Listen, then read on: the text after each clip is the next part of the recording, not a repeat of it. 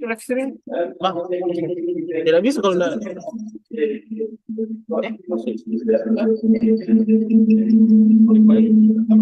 Oh ini.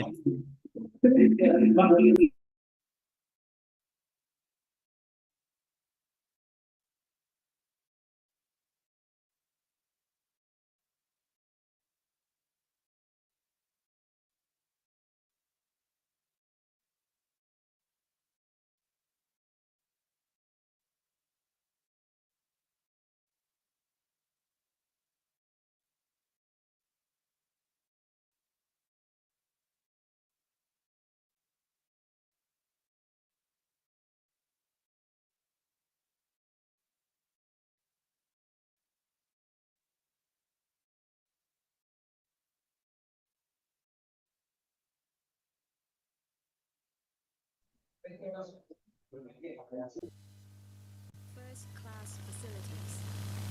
Labeled as an excellent institution by the national accreditation agencies in higher education.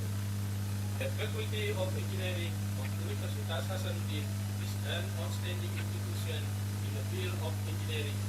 It continues to develop education, research, and community service through technology and innovation to support sustainable development goals in the spirit of maritime culture. Vice Dean of Academic and Students Affairs, responsible and student improvement. Second place in the impact ranking for SDGs category, ranked in the top 10 engineering faculty in Indonesia. Vice Dean of Planning, Resources and Alumni, in charge of overseeing the finance and you can study and do your assignments in the library. You can grab a bite in our very own engineering cafe. There's also a student center location where you can gather and do your work with your friends. Vice Dean of Partnership, Research and Innovation, responsible for managing and cultivating resources through partnerships. Scholarships for the Middle Eastern region. Quality Assurance Group, in charge of quality assurance and control at the faculty level, formulating and composing academic quality standards linear to the university quality standard.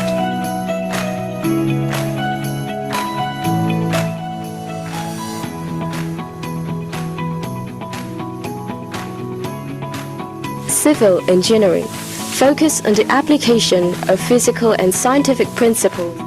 Environmental Engineering, deals with natural resource management. Architecture Engineering, deals with the technological aspect and multidisciplinary approach to planning, design, construction. Urban and Regional Engineering, focus on technical and political processes. Mechanical Engineering, deals with a range of mechatronics and robotics. Industrial Engineering, improving quality and productivity while cutting waste like time, materials. Electrical Engineering, focus on electricity from microscopic computer components to large power networks. Informatics Engineering, centralized in harnessing the power and possibility of digital technology. Mining Engineering, deals with mineral processing and mine waste management. Geological Engineering, focus on landforms and earth processes to identify potential geological and associated human-made hazards. Marine Engineering, works in researching, developing and constructing new marine vessels and their components parts.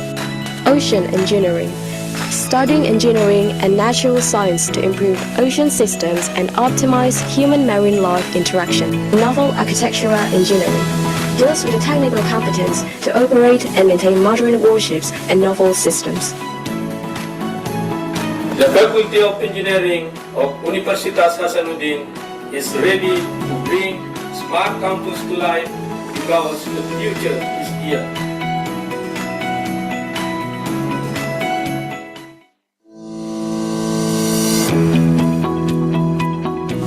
Life at Hasanuddin University is about so much more than just the classes and assignments. established in 1952, located in the western side of Makassar, Indonesia. Separated from the central unit of the university, but supports all of us with the first-class facilities. Labeled as an excellent institution by the national accreditation agencies in higher education. The Faculty of Engineering of Universitas Hasanuddin is an outstanding institution in the field of engineering. It continues to develop education, research, and community service through technology and innovation to support sustainable development goals in the spirit of maritime culture. Vice Dean of Academic and Students Affairs, responsible for observing and managing the connection between academic and student improvement. Second place in the impact ranking for SDGs category, ranked in the top 10 engineering faculty in Indonesia. Vice Dean of Planning, Resources and Alumni, in charge of overseeing the finance and the resources in this faculty. You can play sports with your friends, you can study and do your assignments in the library, you can grab a bite in our very own engineering cafe. There's also a student center location where you can gather and do your work with your friends. Vice Dean of Partnership, Research and Innovation, responsible for managing and cultivating resources through partnerships. Scholarships for the Middle Eastern region. Quality Assurance Group, in charge of quality assurance and Cek. Cek.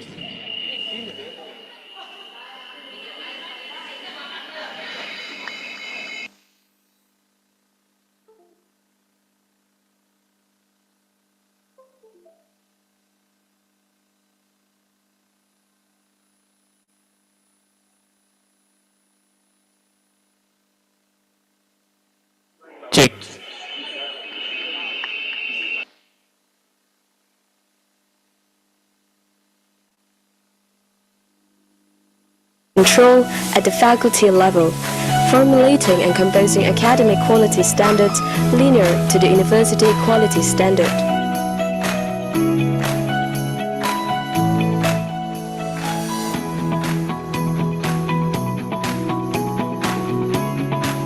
Civil engineering, focus on the application of physical and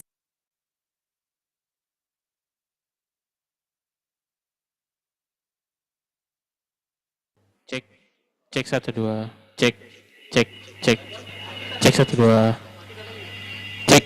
Hah?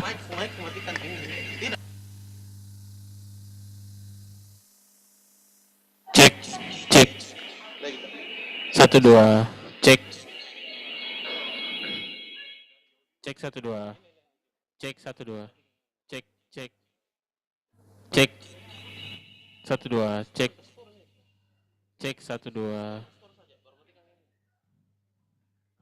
1 2 cek 1 2 cek 1 2 cek 1 2 cek 1 2 cek 1 2 cek 1 2 cek 1 2 cek aman nih cek 1 2 cek 1 2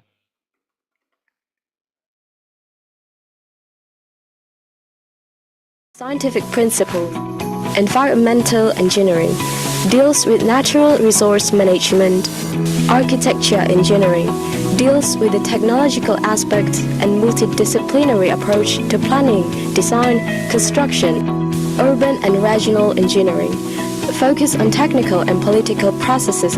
Mechanical engineering deals with a range of subtopics including mechatronics and robotics. Industrial engineering, improving quality and productivity while cutting waste like time, materials. Electrical engineering, focus on electricity from microscopic computer components to large power networks. Informatics engineering, centralized in harnessing the power and possibility of digital technology. Mining engineering, deals with mineral processing and mine waste management. Geological engineering, focus on landforms and earth processes to identify potential geological and associated human-made hazards. Marine engineering, works in researching, developing and constructing new marine vessels and their components parts. Ocean engineering, studying engineering and natural science to improve ocean systems and optimize human-marine life interaction. Naval architectural engineering deals with the technical competence to operate and maintain modern warships and naval systems. The Faculty of Engineering of Universitas Hasanuddin is ready to bring smart campus to life because the future is here.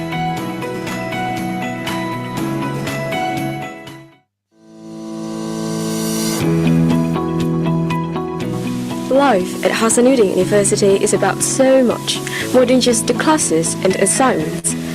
Established in 1952, located in the western side of Makassar, Indonesia, separated from the central unit of the university, but supports all of us with the first-class facilities.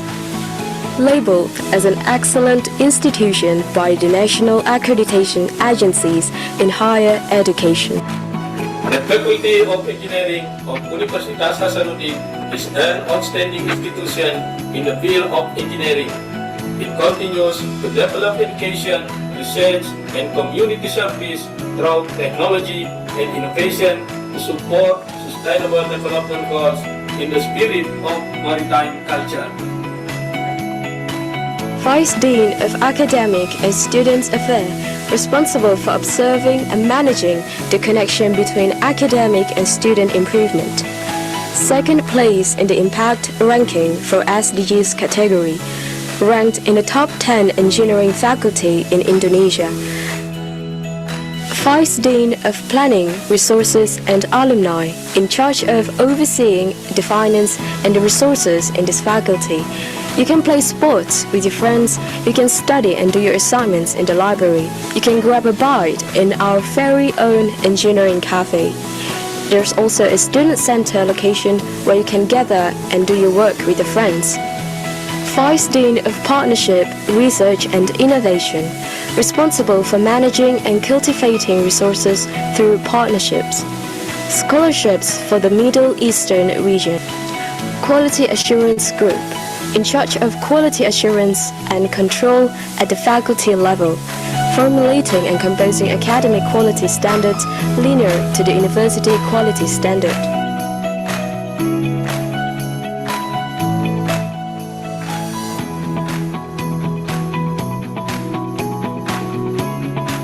Civil engineering, focus on the application of physical and scientific principles. Environmental engineering, deals with natural resource management.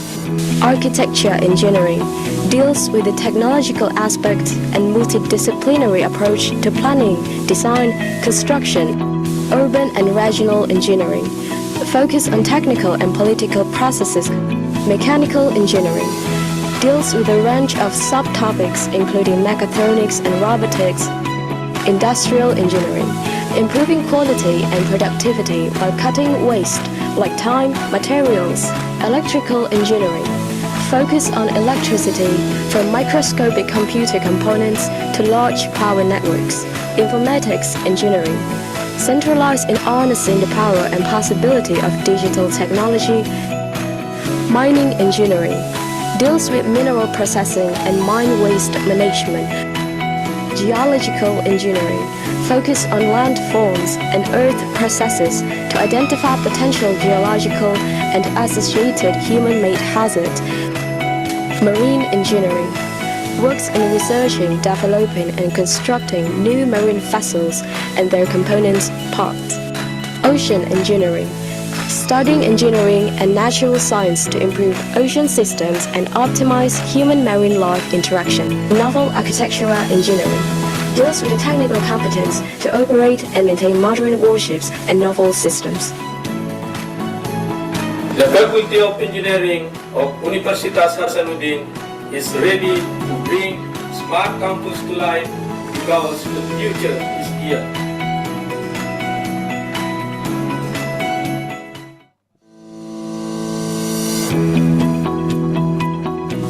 Life at Hasanuddin University is about so much more than just the classes and assignments.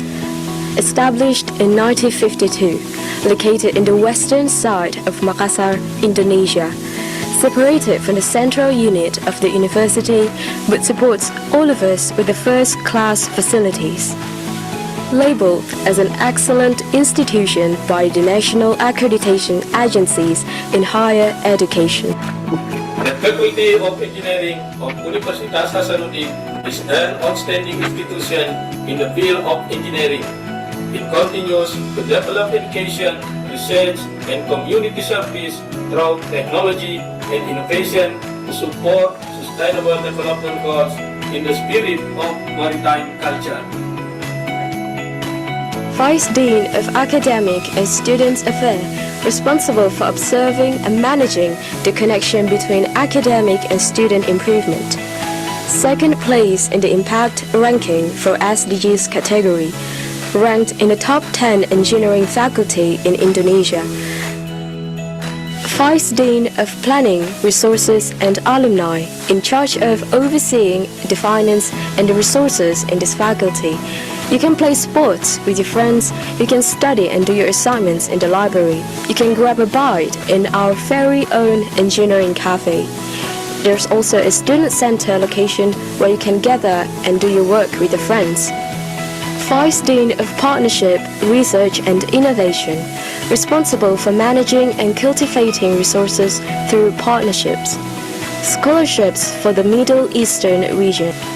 Quality Assurance Group, in charge of quality assurance and control at the faculty level, formulating and composing academic quality standards linear to the university quality standard.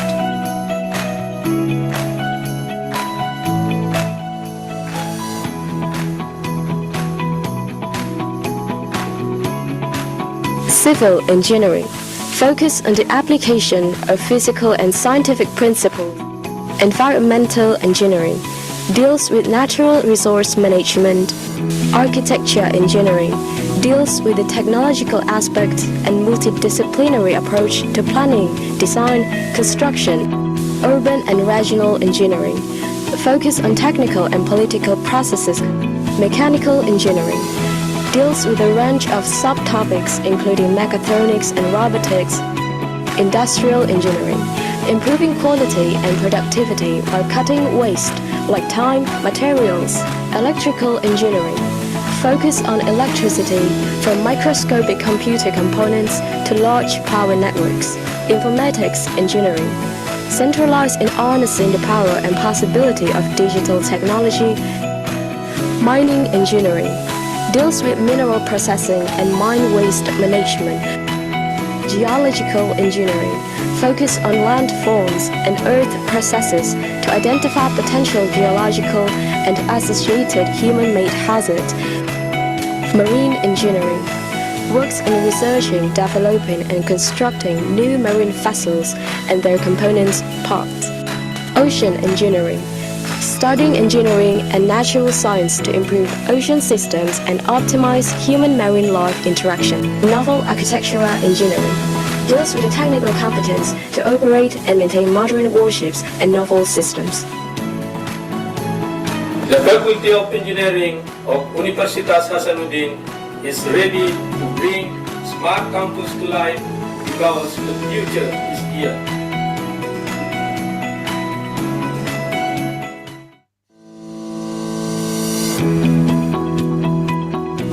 Life at Hasanuddin University is about so much more than just the classes and assignments. Established in 1952, located in the western side of Makassar, Indonesia, separated from the central unit of the university, but supports all of us with the first-class facilities. Labeled as an excellent institution by the national accreditation agencies in higher education. The Faculty of Engineering of Universitas Hasanuddin is an outstanding institution in the field of engineering. It continues to develop education, research, and community service through technology and innovation to support sustainable development goals in the spirit of maritime culture. Vice Dean of Academic and Student Affairs, responsible for observing and managing the connection between academic and student improvement. Second place in the impact ranking for SDGs category, ranked in the top 10 engineering faculty in Indonesia. Vice Dean of Planning, Resources and Alumni, in charge of overseeing the finance and the resources in this faculty. You can play sports with your friends, you can study and do your assignments in the library. You can grab a bite in our very own engineering cafe.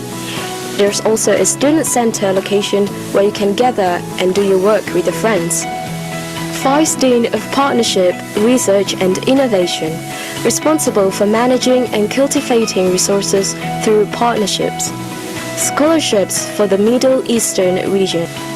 Quality Assurance Group, in charge of quality assurance and control at the faculty level, formulating and composing academic quality standards linear to the university quality standard.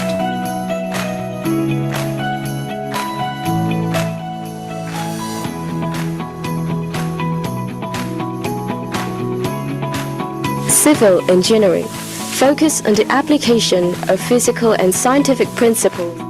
Environmental Engineering, deals with natural resource management. Architecture Engineering, deals with the technological aspect and multidisciplinary approach to planning, design, construction. Urban and Regional Engineering, focus on technical and political processes. Mechanical Engineering, deals with a range of subtopics including mechatronics and robotics. Industrial Engineering, improving quality and productivity while cutting waste like time, materials. Electrical Engineering, focus on electricity from microscopic computer components to large power networks. Informatics Engineering, centralized in harnessing the power and possibility of digital technology. Mining Engineering, deals with mineral processing and mine waste management. Geological Engineering, focus on landforms and earth processes to identify potential geological and associated human-made hazards. Marine Engineering, works in researching, developing and constructing new marine vessels and their components parts. Ocean Engineering, studying engineering and natural science to improve ocean systems and optimize human-marine life interaction. Naval Architectural Engineering, deals with the technical competence to operate and maintain modern warships and naval systems.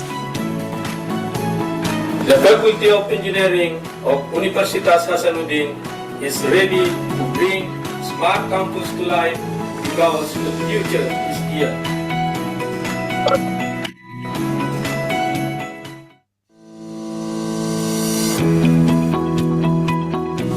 Life at Hasanuddin University is about so much more than just the classes and assignments. Established in 1952, located in the western side of Makassar, Indonesia, separated from the central unit of the university, but supports all of us with the first-class facilities. Labeled as an excellent institution by the national accreditation agencies in higher education. The Faculty of Engineering of Universitas Hasanuddin is an outstanding institution in the field of engineering. It continues to develop education, research, and community service through technology and innovation to support sustainable development goals in the spirit of maritime culture. Vice Dean of Academic and Student Affairs, responsible for observing and managing the connection between academic and student improvement. Second place in the impact ranking for SDGs category, ranked in the top 10 engineering faculty in Indonesia. Vice Dean of Planning, Resources and Alumni, in charge of overseeing the finance and the resources in this faculty. You can play sports with your friends, you can study and do your assignments in the library, you can grab a bite in our very own engineering cafe. There's also a student center location where you can gather and do your work with your friends. Vice Dean of Partnership, Research and Innovation, responsible for managing and cultivating resources through partnerships. Scholarships for the Middle Eastern region. Quality Assurance Group, in charge of quality assurance and control at the faculty level, formulating and composing academic quality standards linear to the university quality standard.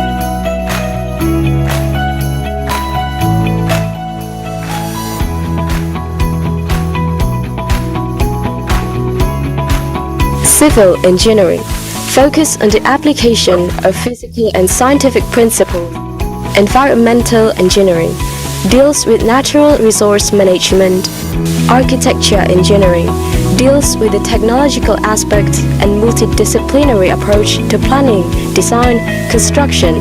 Urban and Regional Engineering, focus on technical and political processes.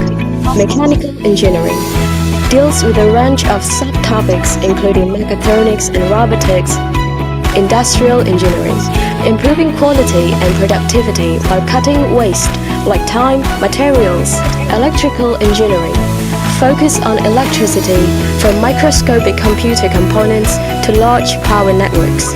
Informatics Engineering, centralized in harnessing the power and possibility of digital technology. Mining Engineering, deals with mineral processing and mine waste management. Geological Engineering, focus on landforms and earth processes to identify potential geological and associated human-made hazards.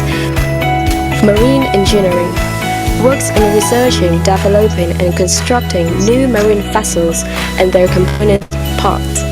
Ocean Engineering, studying engineering and natural science to improve ocean systems and optimize human-marine life interaction. Naval Architectural Engineering, deals with the technical competence to operate and maintain modern warships and naval systems. The Faculty of Engineering of Universitas Hasanuddin is ready to bring smart campus to life because the future is here.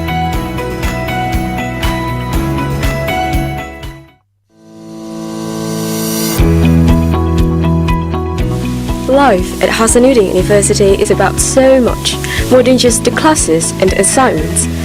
Established in 1952, located in the western side of Makassar, Indonesia, separated from the central unit of the university, but supports all of us with the first-class facilities.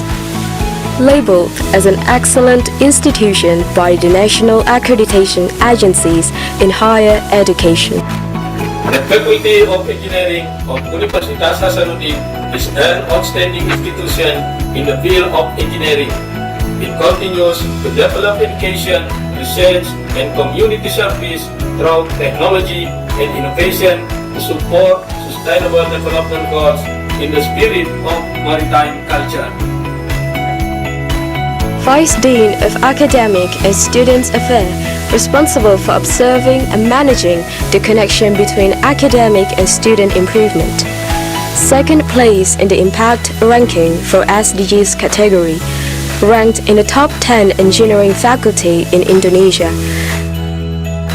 Vice Dean of Planning, Resources and Alumni, in charge of overseeing the finance and the resources in this faculty. You can play sports with your friends, you can study and do your assignments in the library, you can grab a bite in our very own engineering cafe. There's also a student center location where you can gather and do your work with your friends. Vice Dean of Partnership, Research and Innovation, responsible for managing and cultivating resources through partnerships. Scholarships for the Middle Eastern region. Quality Assurance Group, in charge of quality assurance and control at the faculty level, formulating and composing academic quality standards linear to the university quality standard.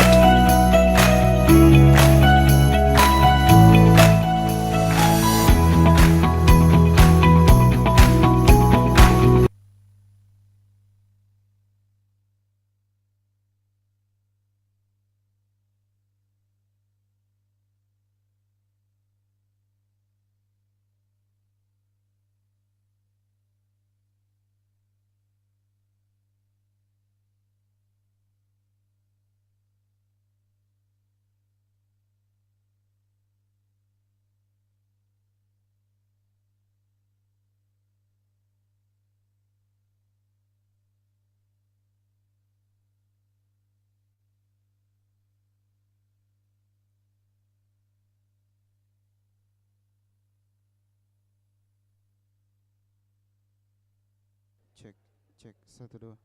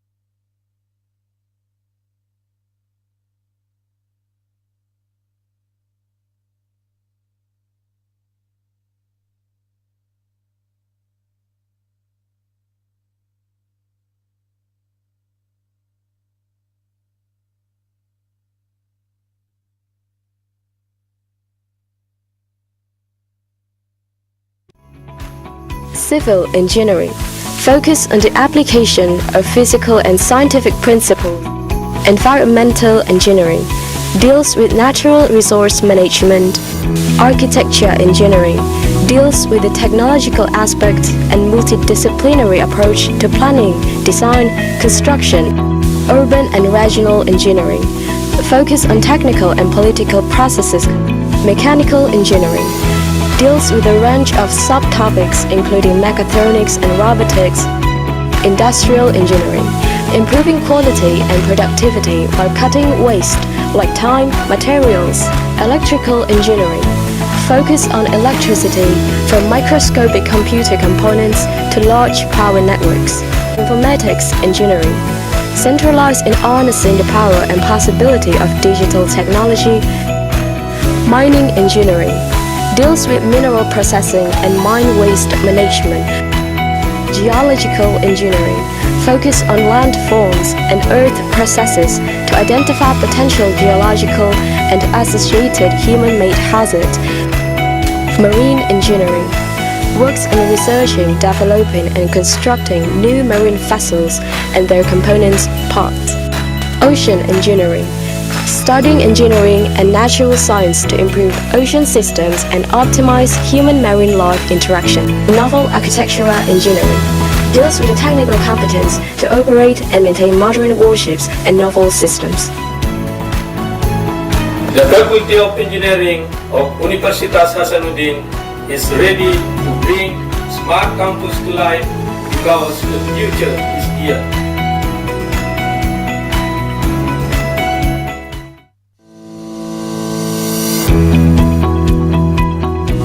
Life at Hasanuddin University is about so much more than just the classes and assignments. Established in 1952, located in the western side of Makassar, Indonesia, separated from the central unit of the university, but supports all of us with the first-class facilities. Labeled as an excellent institution by the national accreditation agencies in higher education. The Faculty of Engineering of Universitas Hasanuddin is an outstanding institution in the field of engineering. It continues to develop education, research, and community service through technology and innovation to support sustainable development goals in the spirit of maritime culture. Vice Dean of Academic and Students Affairs responsible for observing and managing the connection between academic and student improvement. Second place in the impact ranking for SDGs category, ranked in the top 10 engineering faculty in Indonesia. Vice Dean of Planning, Resources and Alumni, in charge of overseeing the finance and the resources in this faculty. You can play sports with your friends, you can study and do your assignments in the library, you can grab a bite in our very own engineering cafe. There's also a student center location where you can gather and do your work with your friends. Vice Dean of Partnership, Research and Innovation, responsible for managing and cultivating resources through partnerships. Scholarships for the Middle Eastern region. Quality Assurance Group, in charge of quality assurance and control at the faculty level, formulating and composing academic quality standards linear to the university quality standard.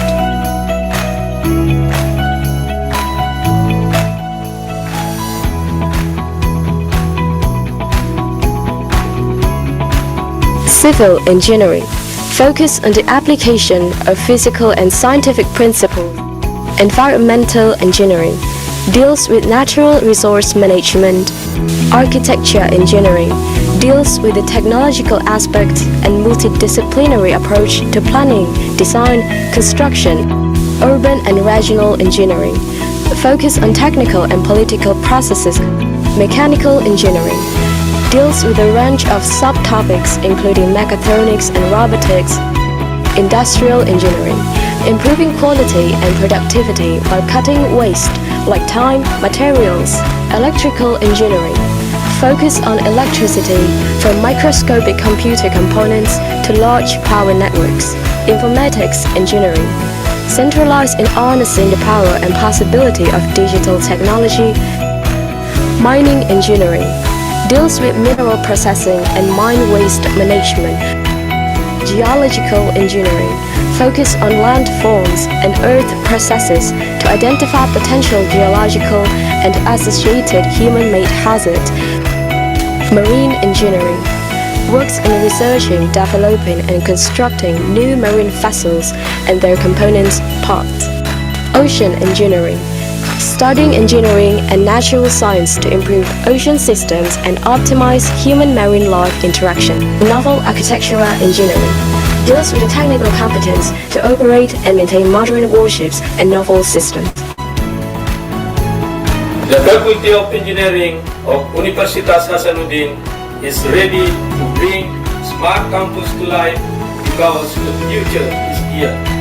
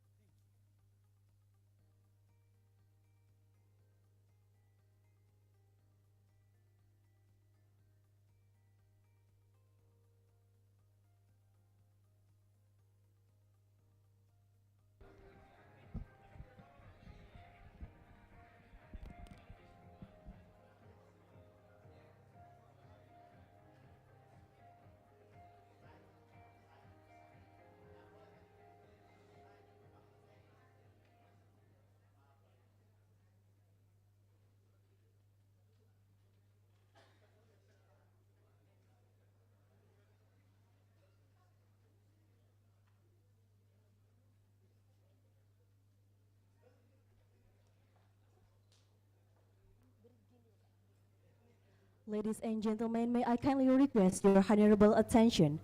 Our grand opening ceremony is about to begin. Please have a seat.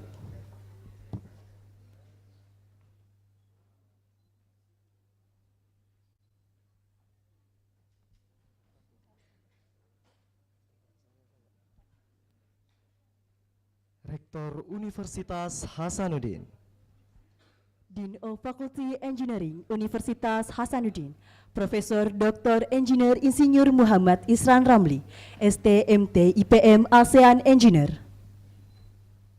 Al Vice Dean of Engineer Universitas Hasanuddin, The honorary, our speakers,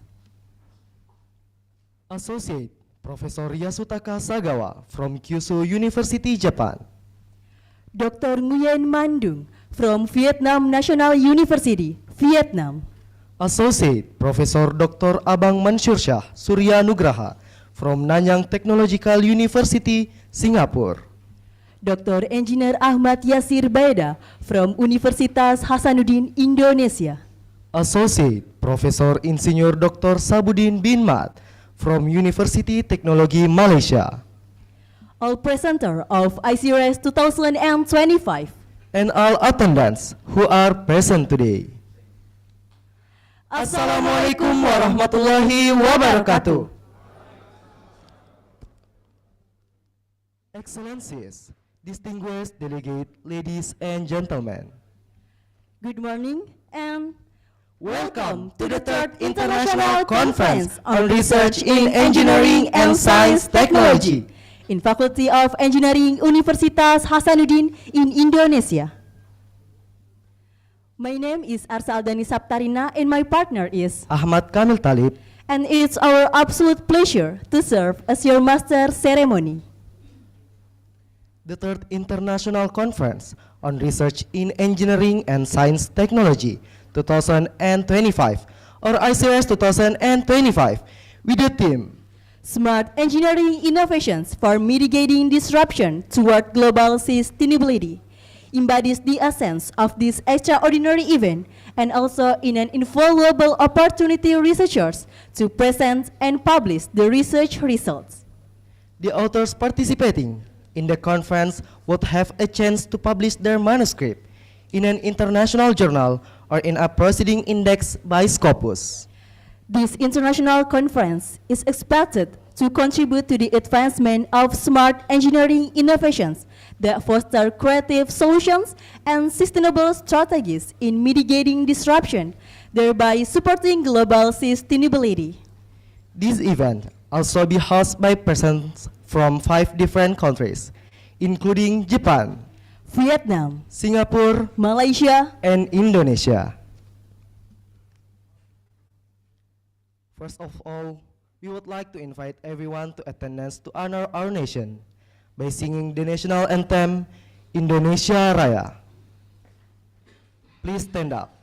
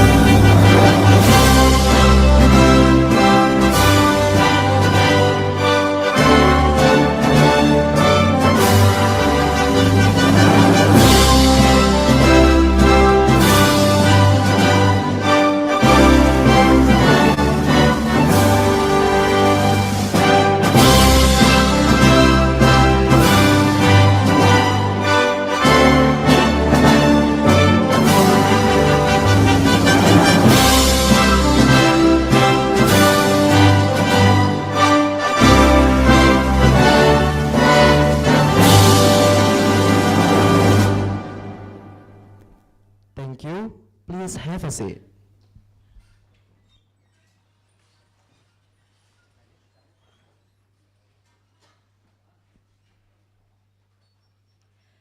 Excellencies, distinguished delegate, ladies and gentlemen, without further ado, we will hear a chairman report by this event. Please welcome Dr. Ofsain Muhammad Suhuzair Burhanuddin.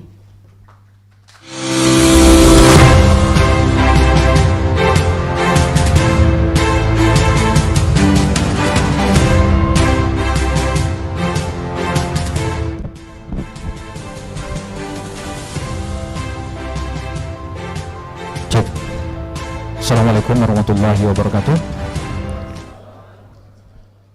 Honorable distinguished keynote speakers, Honorable Dean of Engineering Faculty of Universitas Hasanuddin, Professor Doctor of Engineering Muhammad Isran Ramli, Honorable Vice Dean, Board and Faculty members, Board, who is attending this meeting today, this conference today, respected Organizing Committee of ICRS 2025, mentors and tutors, dear participants, guests, ladies and gentlemen, good morning and welcome to the International Conference on Research, Engineering and Science Technology, ICRS 2025.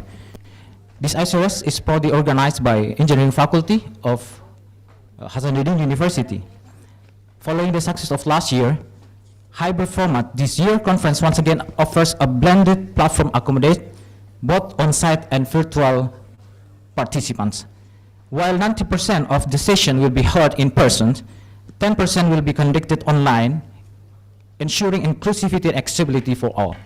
This year, we are honored to host 5 distinguished keynote speakers from Japan, Malaysia, Singapore, Vietnam, and Indonesia, which is each a leading expert in their respective engineering fields. We achieved 110 paper submissions, carefully reviewed for originality, technical quality, and significance. Therefore, we extend our sincere appreciation to all authors for their valuable contributions. Our sincere gratitude also goes to the organizing committee, advisors, tutors, mentors,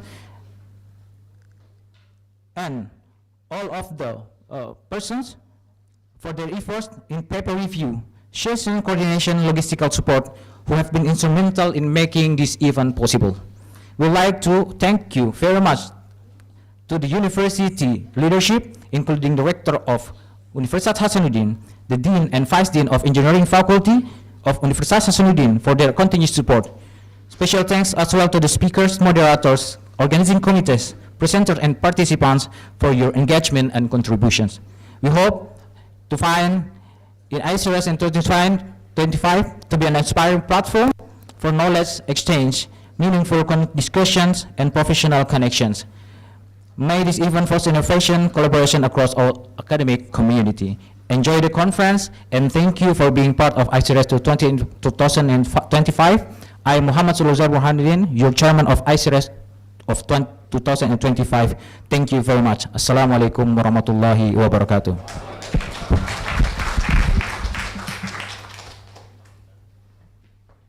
Thank you, Mr. Suhuzair, for the report. Ladies and gentlemen, now we will hear a welcoming and opening speech from Dean Faculty of Engineering Universitas Hasanuddin. Please welcome Professor Dr. Engineer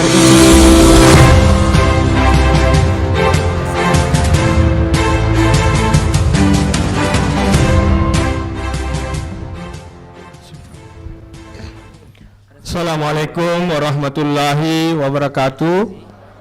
Selamat pagi, salam sejahtera bagi kita semua. Good morning, ohayo gozaimasu. On behalf of the Faculty of Engineering Hasanuddin University or in Indonesia Universitas Hasanuddin, it is my great pleasure to welcome you all to Makassar or this campus in Goa, Indonesia, and to the third International Conference on Research in Engineering and Science Technology, namely ICRS 2025. First of all, I would like to pay my highest respect to the Rector of Universitas Hasanuddin, or representative, and the university leadership, the vice deans and the leader of the Faculty of Engineering, the heads of the department within our faculty, and all members of our academic community. I also warmly welcome all distinguished guests, keynote speakers, researchers, and participants who have come from different countries and institutions. I would like to especially acknowledge the presence of our keynote speakers today. First, Associate Professor Yasutaka Sagawa from Kyushu University, Japan. Thank you, Sensei. Next, Dr. Nguyen Man Dung from Vietnam National University, Hanoi, present with online. Then Dr. Aban Mansur Shah Surya Nugraha from Nanyang Technological University, Singapore. Thank you, terima kasih Pak atas kedatangannya. And the next, Dr. Eng Ahmad Yasir Baida from University Hasanuddin. And Associate Professor Insinyur Dr. Sabuddin bin Mat from University Teknologi Malaysia, presents by online also. We are deeply honored to have you here with us today. Ladies and gentlemen, the theme of this conference this year is Smart Engineering Innovation for Mitigating Disruption toward Global Sustainability. This theme is highly relevant to the challenges we face today. Climate change, environmental issues, and rapid technological development affect us all. We need to find innovative and sustainable solutions, and this conference is a platform to exchange ideas, share research, and build strong collaboration across countries and disciplines. I hope that all participants will not only present their research, but also take this opportunity to engage, to discuss openly, and to create new partnerships that will last beyond this event. Conferences like ICRES are not only about academic papers, but also about building networks and finding ways to turn knowledge into a real contribution to society. Let me also express my sincere gratitude to the organizing committee, Pak Sul dan team, our sponsor, and all partners who worked so hard to make this event possible. Your dedication is what allows us to gather here today and to learn from one another. Finally, I wish you all a productive conference, meaningful discussion, and memorable experience here in Goa campus. May ICRES 2025 inspire us to continue working together for a smarter, more resilient, and sustainable future. The last speaking, on behalf of Rector of Unhas, let's together we open the ICRES 2025. We say Bismillahirrahmanirrahim.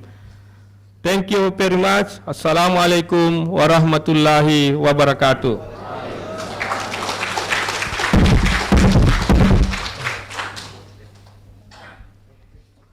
Thank you, Professor, for the welcoming and opening speech. We kindly ask to the Dean of the Faculty of Engineering to remain on the stage, and we invite our Vice Dean of Faculty of Engineering, Universitas Hasanuddin. We kindly invite the Dean of the Faculty of Engineering to remain on the stage, and we invite all the Vice Dean of Faculty of Engineering Universitas Hasanuddin.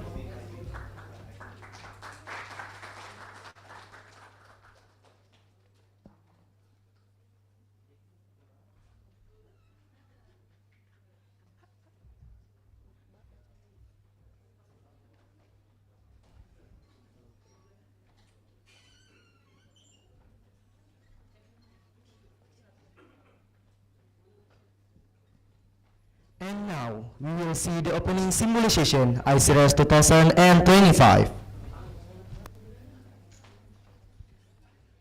To the Dean of the Faculty of Engineering, please prepare to scan the tablet by following our count.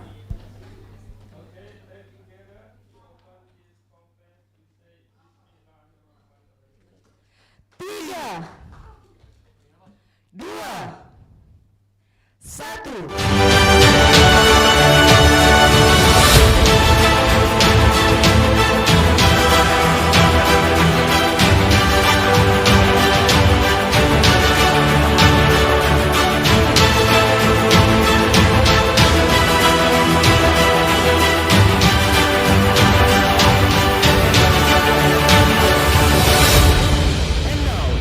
ICRS 2025 has officially been opened. Ladies and gentlemen, at this special moment, we would like to invite all our guests and attendants to join with standing and capture the moment together.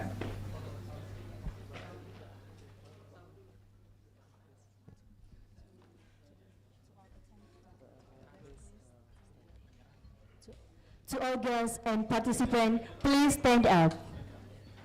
Panggil speakernya ke atas, diundang speakernya ke atas. Pindahan dulu.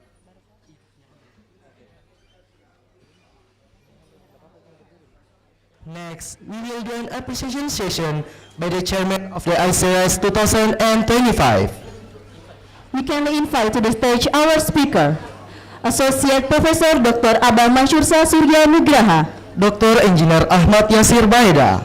Associate Professor Yasutaka Sagawa, And we kindly invite to the stage the chairman of ICRS 2025, Doctor of Science Muhammad Suhuzair Burhanuddin.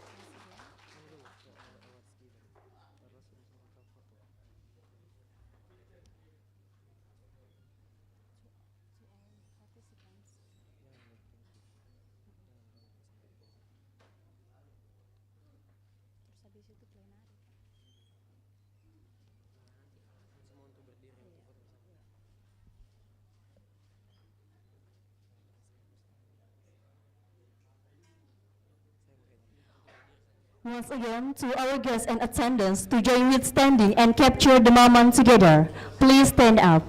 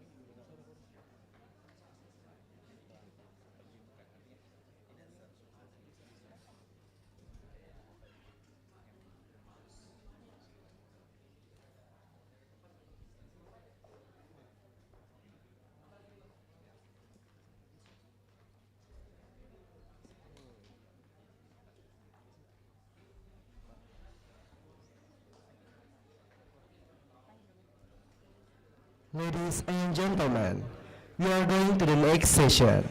We are now moving on plenary session. We would like to invite our moderator. Please welcome. We would like our moderator. Please welcome Mr. Insinyur Muhammad Akbar.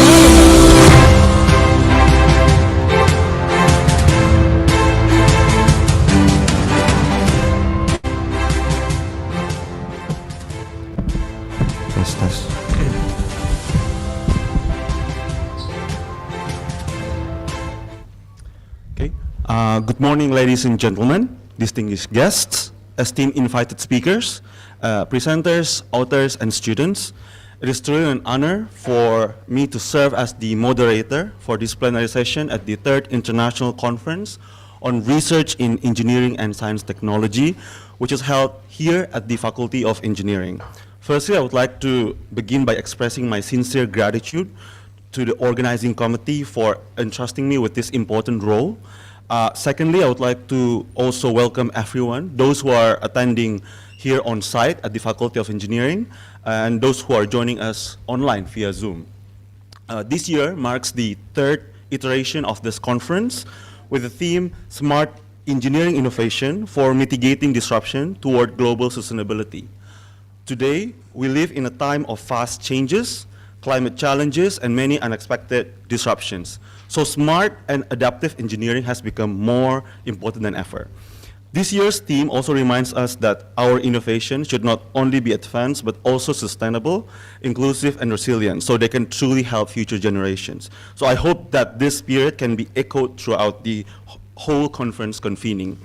Before I begin this plenary session, allow me to inform you the rules of this session, especially for the invited speaker. So each invited speaker will be allotted 15 minutes for this presentation. So this will be followed by 5 minutes of question and answer session. Questions are welcome from both those attending on site in this building, in this room, as well as those who are joining online. So if time allows, we will also have additional round of question and answer session at the end of this session, okay? So without further ado, let me get into our invited speakers. So it is my privilege to introduce our esteemed invited speakers representing Japan, Vietnam, Singapore, Indonesia, and Malaysia. So we're going to first get into our first invited speaker, Associate Professor Yasutaka Sagawa. Please give round of applause. Yeah. You may join us in the podium now. Okay, yeah, you may join us in the podium.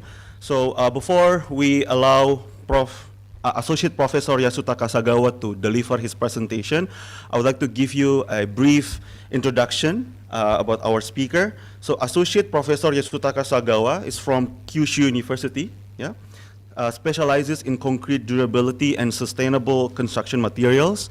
With over 70 publications and more than 400 citations, his research focuses on low carbon concrete technologies and long-term performance of structure. So he's actively engaged in teaching and professional societies, contributing to advancement in civil engineering. His work supports the development of resilient infrastructure in Japan and beyond. Without further ado, I would like to welcome Associate Professor Yasutaka Sagawa to deliver his presentation. Floor is yours, sir.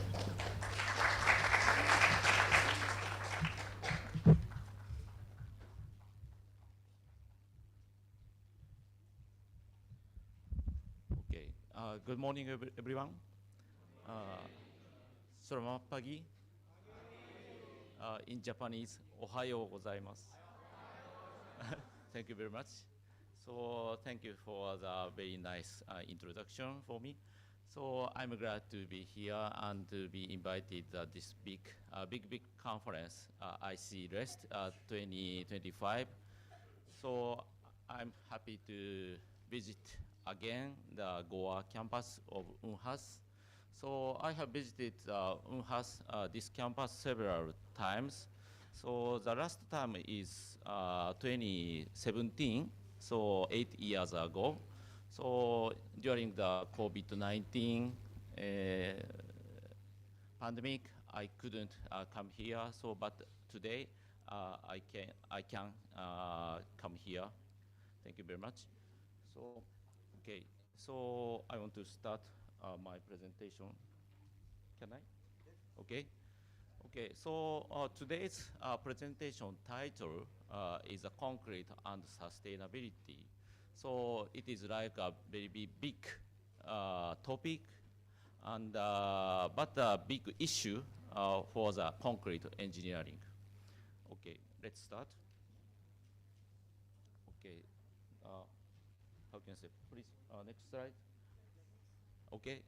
So this slide shows today's presentation outline, introduction, brief information of cement or concrete industries in Japan.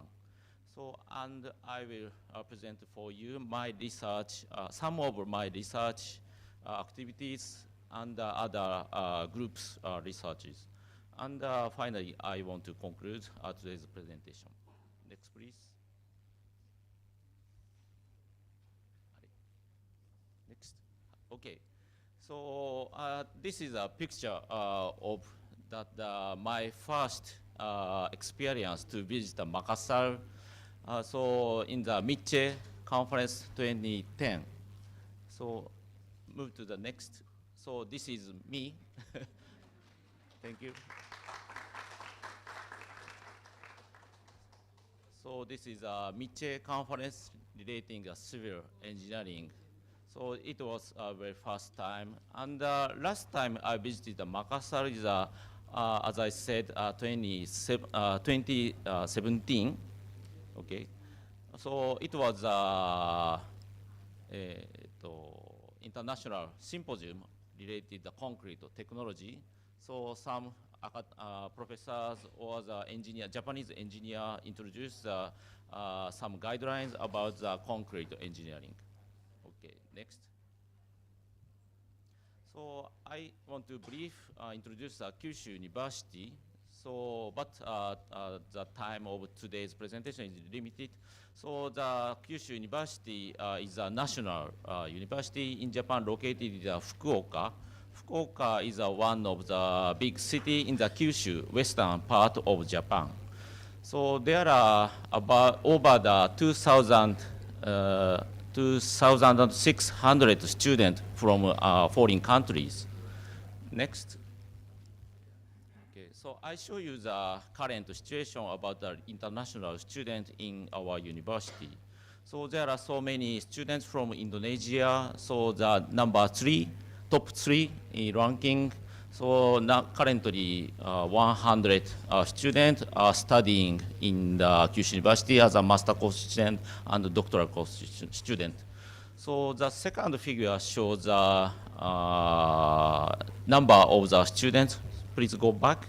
So, and the number of international students are remarkably in the Kyushu University, but the number of Indonesian students are stable, about 100.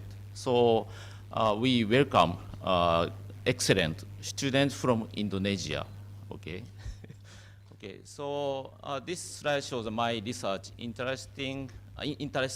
So I focus on the concrete material engineering. So the first topic is the construction of durable concrete structures, such as decreasing ASR risks. So the utilization of precast concrete construction quality improvement. So the second topic is a contribution to sustainable society, such as recycling byproducts. Examples are blast furnace slag, fly ash, and recycled aggregate, so on. And I want to utilize local materials such as volcano ash, and I want to reduce CO2 emission in the concrete industry or concrete sector. Next. Okay, so I want to talk about brief information about the CO2 emissions. So as you know, the cement original material is limestone. Limestone is a very important material. So, but in the manufacturing process, much of CO2 gas emitted. So in the survey from the JCA, Japan Association, Cement Association, so in Japan, 760 kilogram per ton of cement CO2 emissions emitted. So the 2/3 of CO2 comes from processed CO2. So when the limestone was heated, the CO2 gas emitted automatically in the chemical process. So it is a little bit big problem. So some researchers say the cement production is the largest single industrial emitter of CO2. So sorry, in Japanese, so the figure shows a graph of the CO2 emission in the world. So as you know, the largest one is China, the second one is the US, following the India, Russia.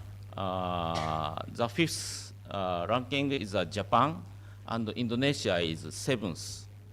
Okay, so I believe your country increase the CO2 emission because due to the increasing the population and the expanding the economics. Okay, next. Okay, so sorry, in the small letters. So this is strategies for carbon neutrality in cement industries. So we have to reduce the clinker to cement ratio. I will later in detail. So in other words, we have to increase the blended cement. So, and we have to accelerate the use of alkali activated materials or geopolymer concrete, and to use carbon mineralization technologies, and we have to recycle or demolish concrete. And there are many options to progress the carbon neutrality strategies. Next. Okay, so this slide shows the cement types of the production in Japan. So I think a specific situation. So we have JIS standard, Japanese industrial standard about cement. So there are several categories such as Portland cement, blended cement, and eco cement. So Portland cement consists of the ordinary Portland cement, high RE strength, ultra high RE strength, moderate heat, low heat, and sulfate resistance, Portland cement. And for the blended cement, slag cement, fly cement, silica cement. So underline shows a very common type of cement. So the right side graph shows a proportion of the production of the cement in Japan. So about 70% is OPC, ordinary Portland cement. In other words, normal cement. So it is close to the pure clinker cement. Okay, so the next one is slag cement.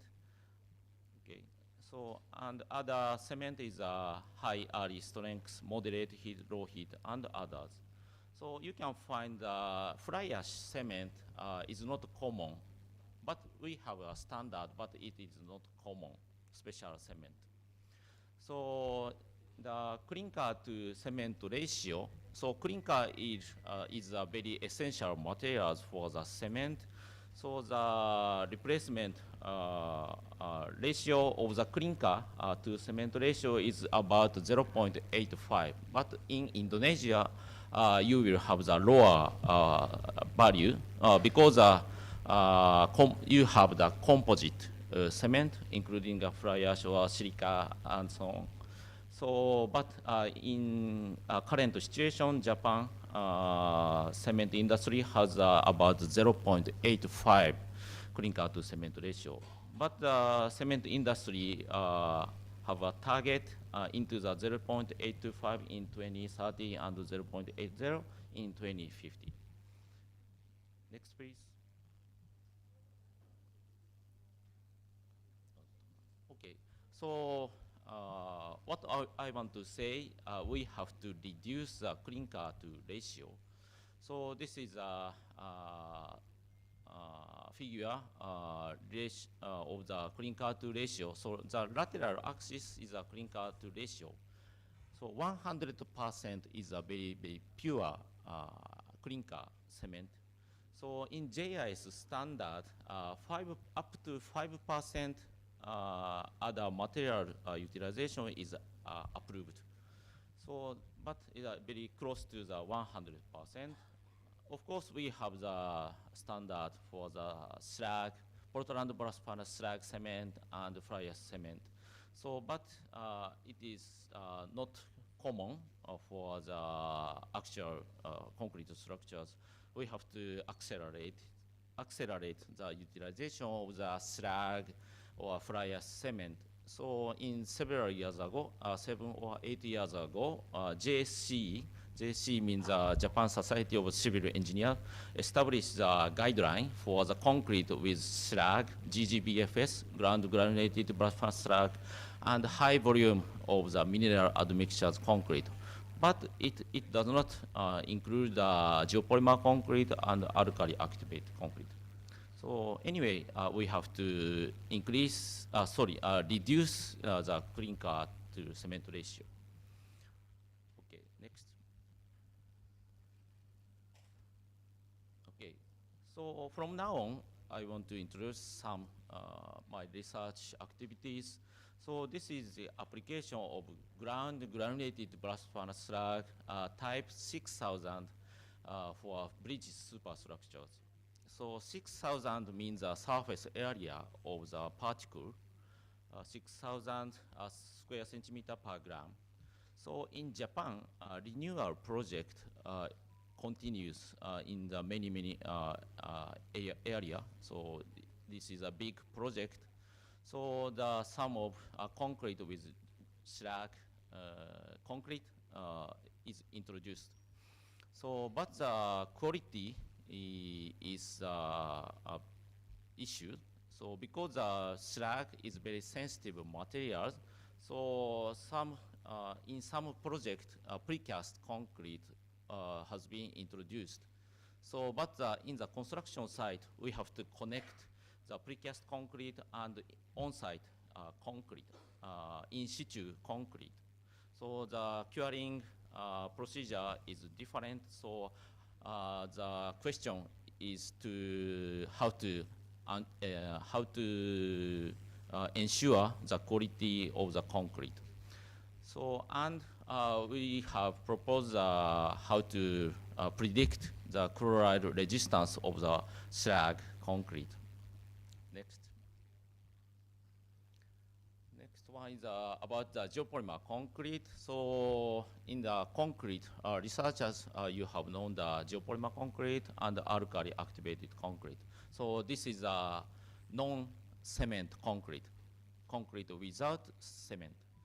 So we have conducted the exposure test to evaluate the strength or the durability or the chloride penetration, the corrosion of steel bar in concrete.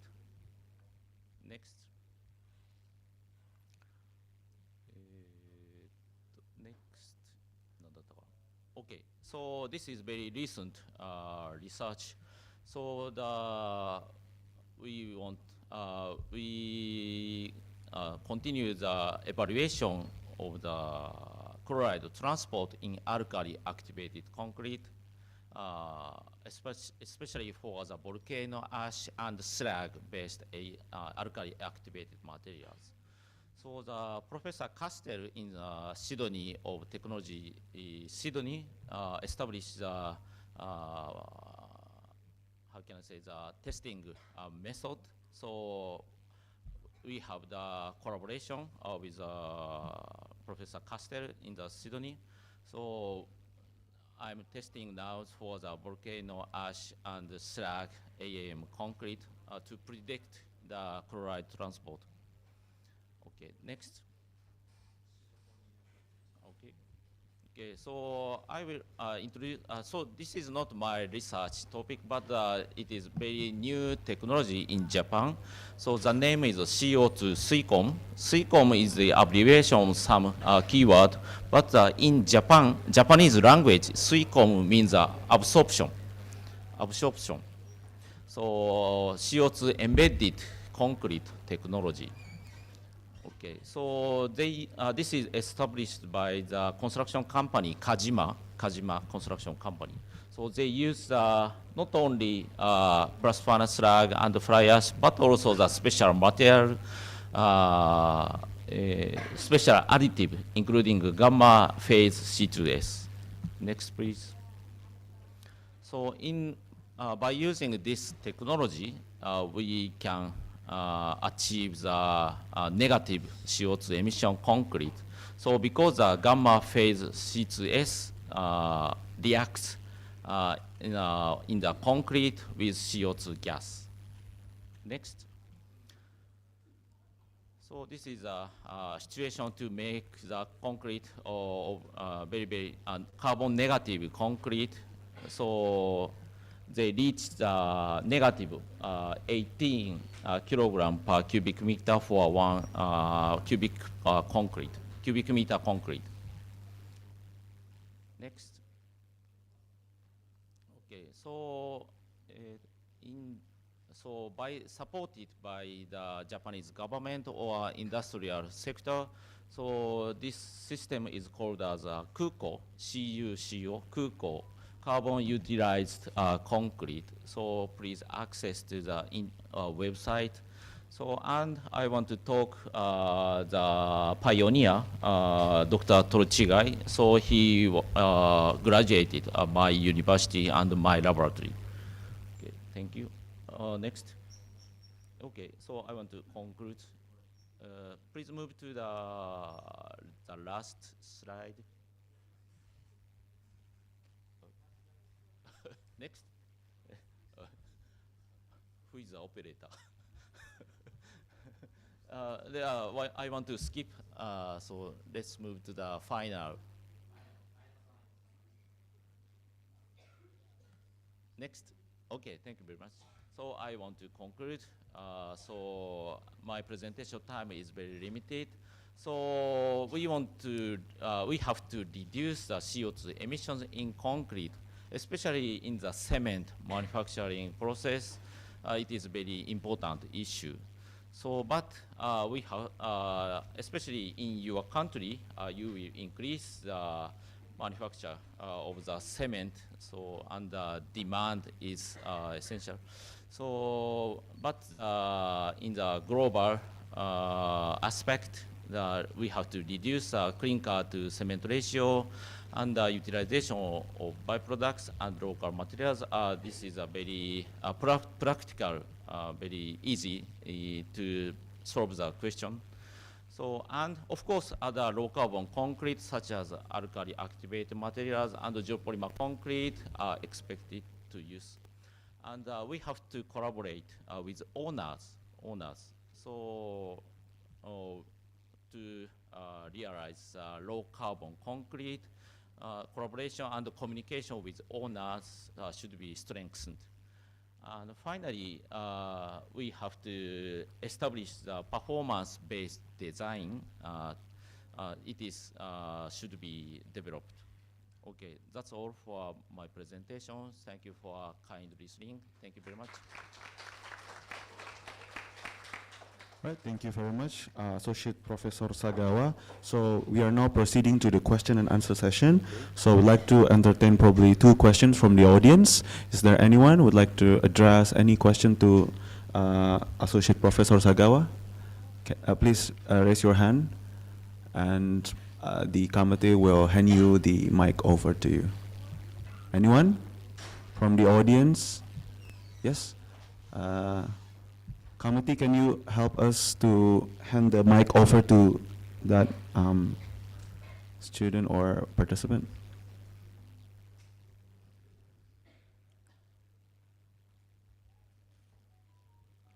Please mention your name and your affiliation, please.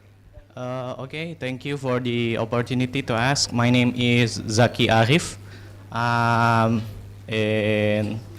I will introduce myself as a common people who just register in this very amazing opportunity to learn about sustainability and engineering. The question is about CO2 SUICOM. I would like to know how it will be maintained if they are already saturated or maybe carbonated. How does it? How will it be maintained, or how the carbon storage will be? I guess you know how does it will be storage or maintained, or how it will still function as a functioning concrete to maybe to just as a foundation or what, but they are already carbonated. Maybe that's it. Thank you. Okay, thank you very much. So now the research is continuing. So basically the chemical analysis such as TGDTA and other method should be suitable.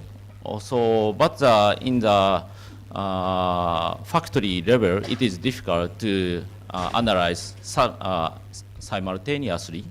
So this is a big question.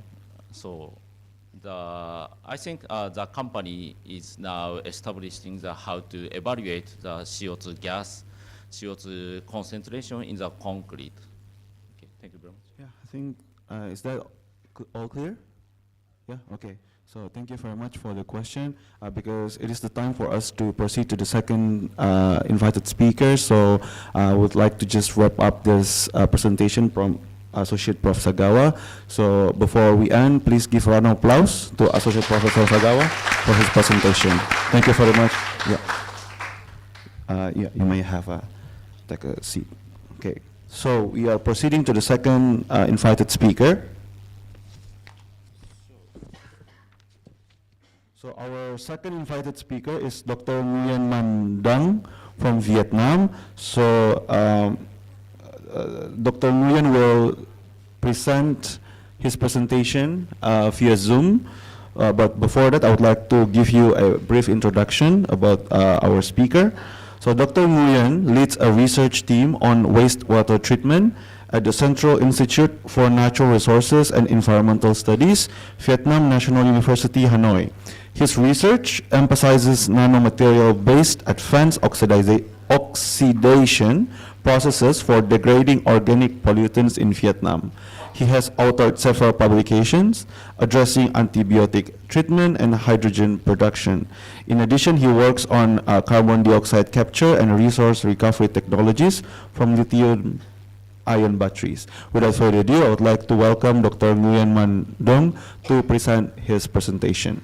The floor is yours. Hey, good morning, everyone. Can you hear me? Yeah, good morning. Good morning.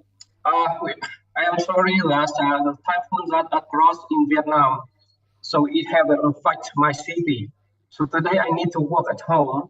So if the connection is not well, please forgive me. Okay, so you can hear me, right? Hello? Hello? Hello? Hello? Yes, you're audible, Doctor. Dr. Nguyen, you're audible, so you may proceed with your presentation. Okay. Good morning, everyone. Good morning, Professor, distinguished guests, and fellow participants. It's my pleasure today to introduce myself, and more importantly, I will have a chance to share my work on sustainable wastewater treatment. Yeah, so the topic I would like to present today is the develop a kind of nanomaterial carbon nitride for wastewater treatment. So let me briefly introduce myself. So my full name is Nguyen Mang Dung. You can call me in this name. My name is Davis. Yeah. So I just graduated and got PhD on 2023 in Taiwan, National Taiwan. So in our lab, I have a best friend from Indonesia. So Dr. Tamis, I don't know if he's in this conference today. Yeah. So after graduate, I come back to my country, Vietnam, and I serve as a teacher and lecturer on sustainable energy and resources recovery. It belongs to Center Institute for Natural Resources and Environment Studies, and my centers belong to Vietnam National University, Hanoi, Vietnam. So during most of the time, almost 2 years in Vietnam, I be a group leader of development of nanomaterial for environmental and energy, and also be a teacher to teaching some course for students. So my research interest to focus on advanced oxidation process, nanotechnology, photolysis, and absorption. So my university is located in Hanoi. If you have a chance to visit in Hanoi, if you have any conference in Hanoi, please contact me. I attach my email below. And let me introduce briefly about my university. My university is Vietnam National University. So we have around almost 60,000 students, included undergraduates and postgraduates. On US, on QS ranking, we are under 900. And this is my student and work on is established on 1985. Yeah. So now we have around almost 60 students, including associate professor and doctorate degree. And we have a coverage with a lot of the university is still around the world, yeah, that included also in Indonesia. Yeah. And let me briefly introduce my lab. So my lab is focused on four main important themes. The first one is the wastewater treatment. We use the FBR as one of technique to apply a lot of field success. We use FTR technique to recover decay or a lot of metal like cobalt and lithium recovery from sludge or from waste battery. And we also apply this technique to carbon dioxide capture and use this for commercial products. And the second theme where our lab focus in produce organic fertilizer from sewage sludge and agricultural waste. And the third one is where our research focus on advanced wastewater treatment that can be treated with some poison in water like heavy metal or some antibiotics that I will introduce later. And the final one is we are going to focus on clean energy generation. We'll apply the water splits to produce the hydrogen from based on nanomaterial. So our aim to focus is from waste to resource and carbon neutralization to contribute to the circular economy. And this is some picture that some of our lab member was done is to cheat with some wastewater that's produced from after biogas, and we will also recover some nitrogen and phosphate from wastewater to become a compound. It's called struvite. You may know about that. Yeah. So besides struvite, we are also recover a lot of compound from industrial wastewater. You can see in the picture. And we also have done to optimize on parameter in the lab, and now we move to the field. So we have some setup in the field right now, and that started, I think, during 6 months. We just started this. And we also have some fundamental research in the lab to capture the carbon dioxide using the FBR technology. So, okay, that briefly introduce my lab. So today I would like to introduce some research have done last year during by group. And you may that the worst will be very stressed across the world. So the world will have about 70 sustainable developed goals. So we in number 6, you can see that we need to have achieved clean water. But it very challenging that because we have a lot of antibiotic we produce nowadays. So when you got sick, you also use medicine. But use the medicine, it means that they have seen redundant antibiotic from drug will be released on environmental. So you can see that in the world, we have a lot of disease. Recently, we have a COVID-19, right? So we use a lot of water. So on the water survey in Vietnam, we detect a lot of antibiotic concentration. Yeah. So it's contained in the antibiotic contain in hospital, industrial, human, and a lot of agricultural wastewater. So how to treat with antibiotic? Actually, we have a lot of conventional methods, but it have pros and cons. Our research want to focus the kind of new methods to degrade antibiotic. It's called the photoglysis, and mass research will use a semiconductor.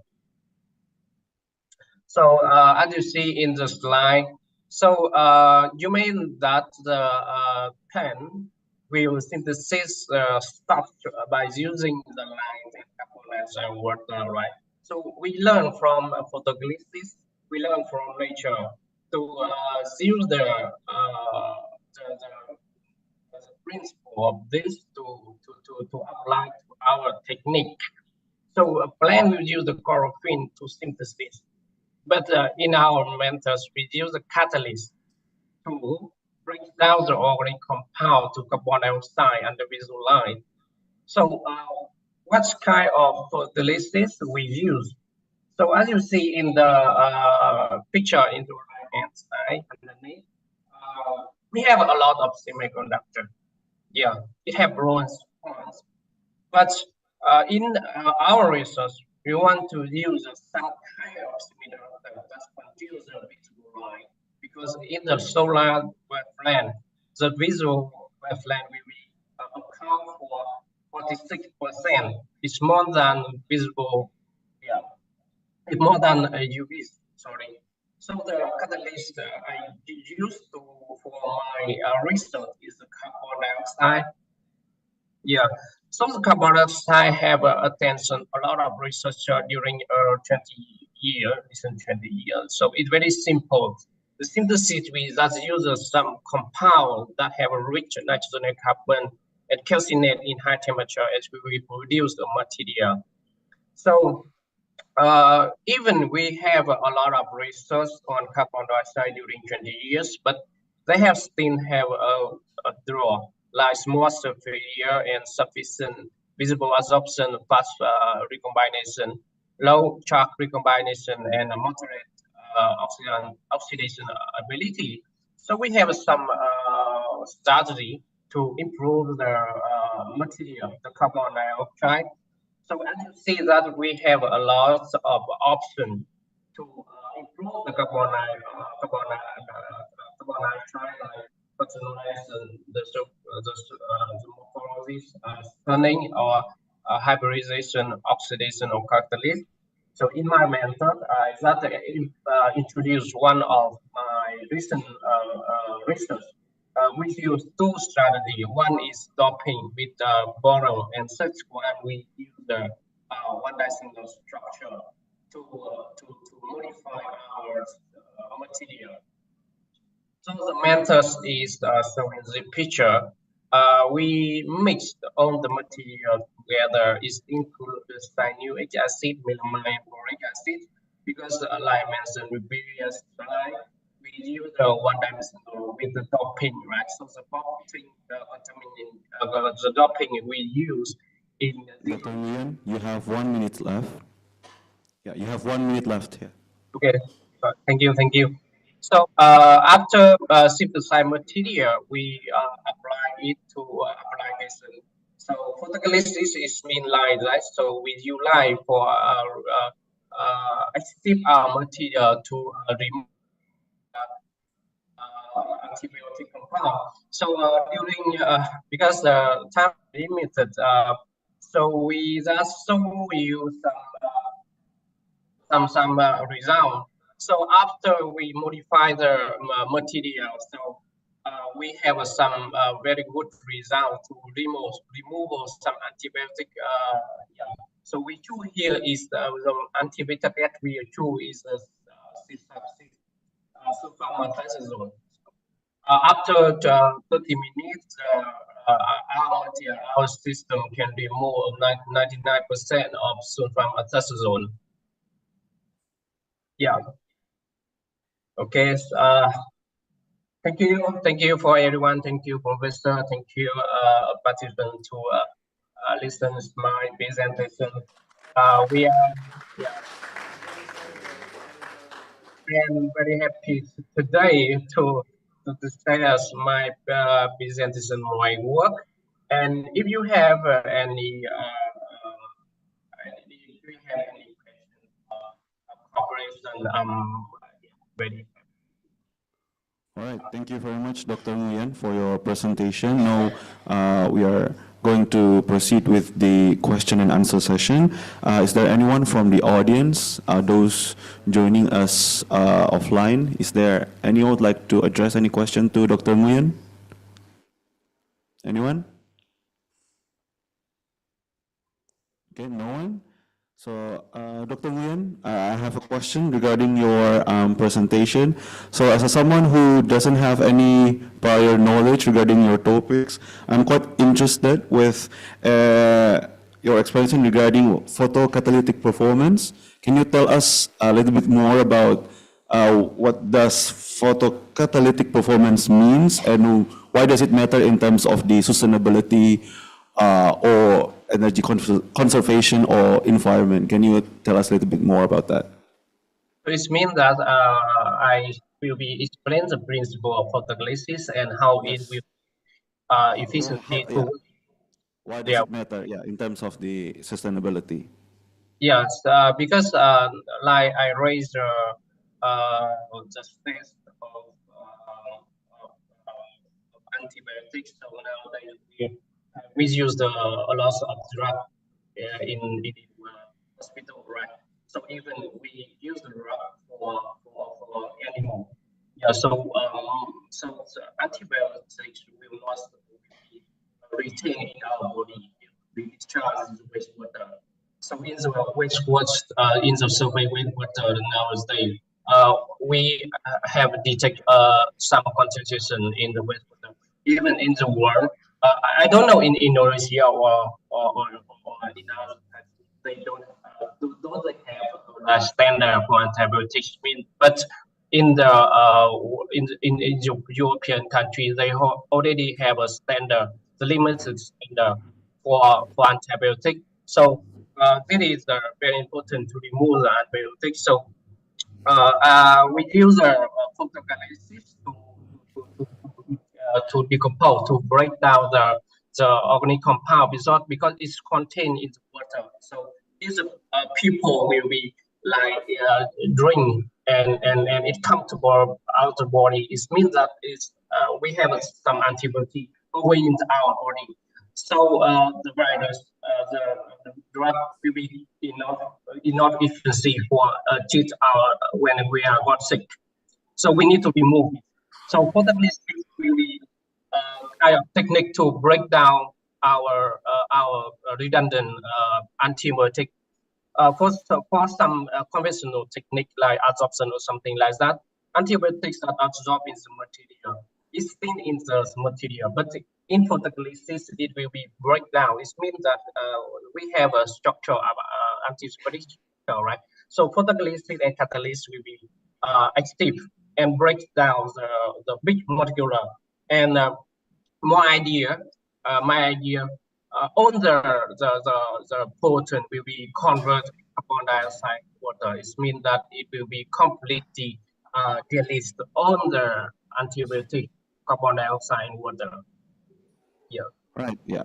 Yeah, it's all clear. Thank you very much, Dr. Nguyen, for your explanation. Now it is time for us to proceed to the third invited speaker. But before that, let's give a round of applause to Dr. Nguyen for his presentation. Right, so we are going to proceed with our third invited speaker, Dr. Abang Mansur Shah Surya Nugraha from Singapore. Before Dr. Abang present his presentation, I would like to give you a brief introduction regarding our invited speaker. So Dr. Abang Mansur Shah Surya Nugraha is a research fellow at Nanyang Technological University, Singapore, focusing on sedimentology and tectonics in Southeast Asia. His research includes the neogene stratigraphy of Sulawesi using sedimentological and geochronological analysis. He has published extensively in reputable journals, advancing the understanding of regional geological evolution.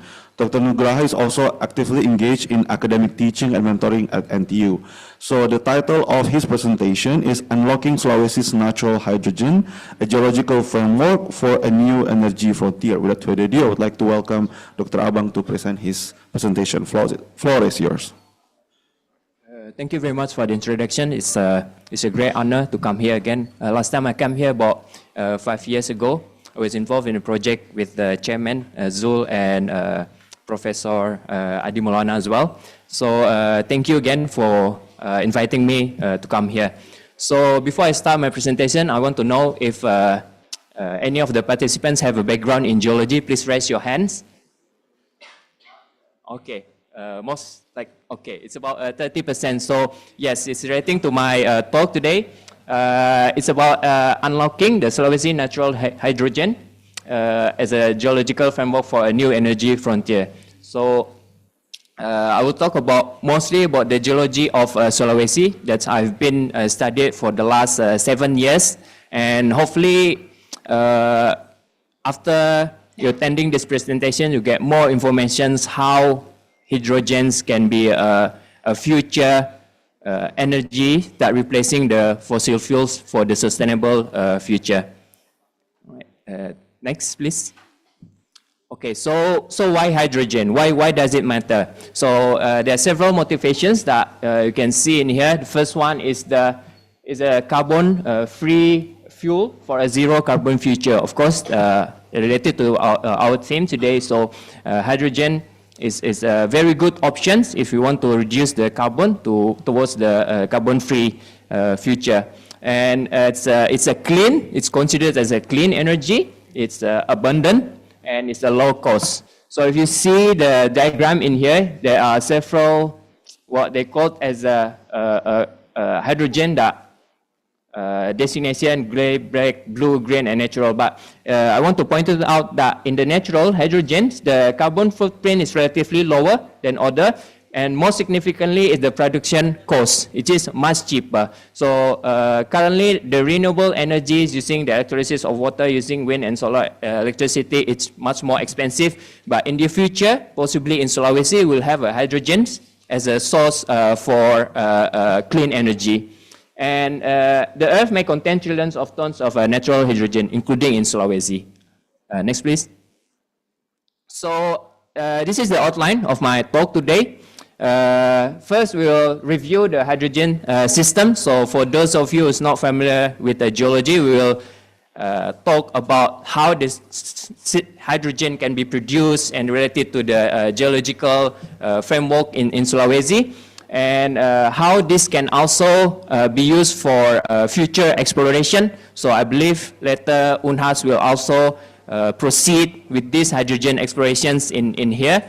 And the third one is the system. So I'm going to propose the hydrogen system that might be worked based on my experience and also projects that I've conducted recently in Sulawesi with the with Pertamina. And here the locations of the potential hydrogen's location around the world, and I put here one in Sulawesi. Okay, next. So this is basically showing you the rocks around the world. We call it terrains that might potential to produce hydrogen. And the famous one is in Mali. So these rocks indicating different kind of rocks. We call it ophiolites, and then large igneous province, and also crystalline igneous basements.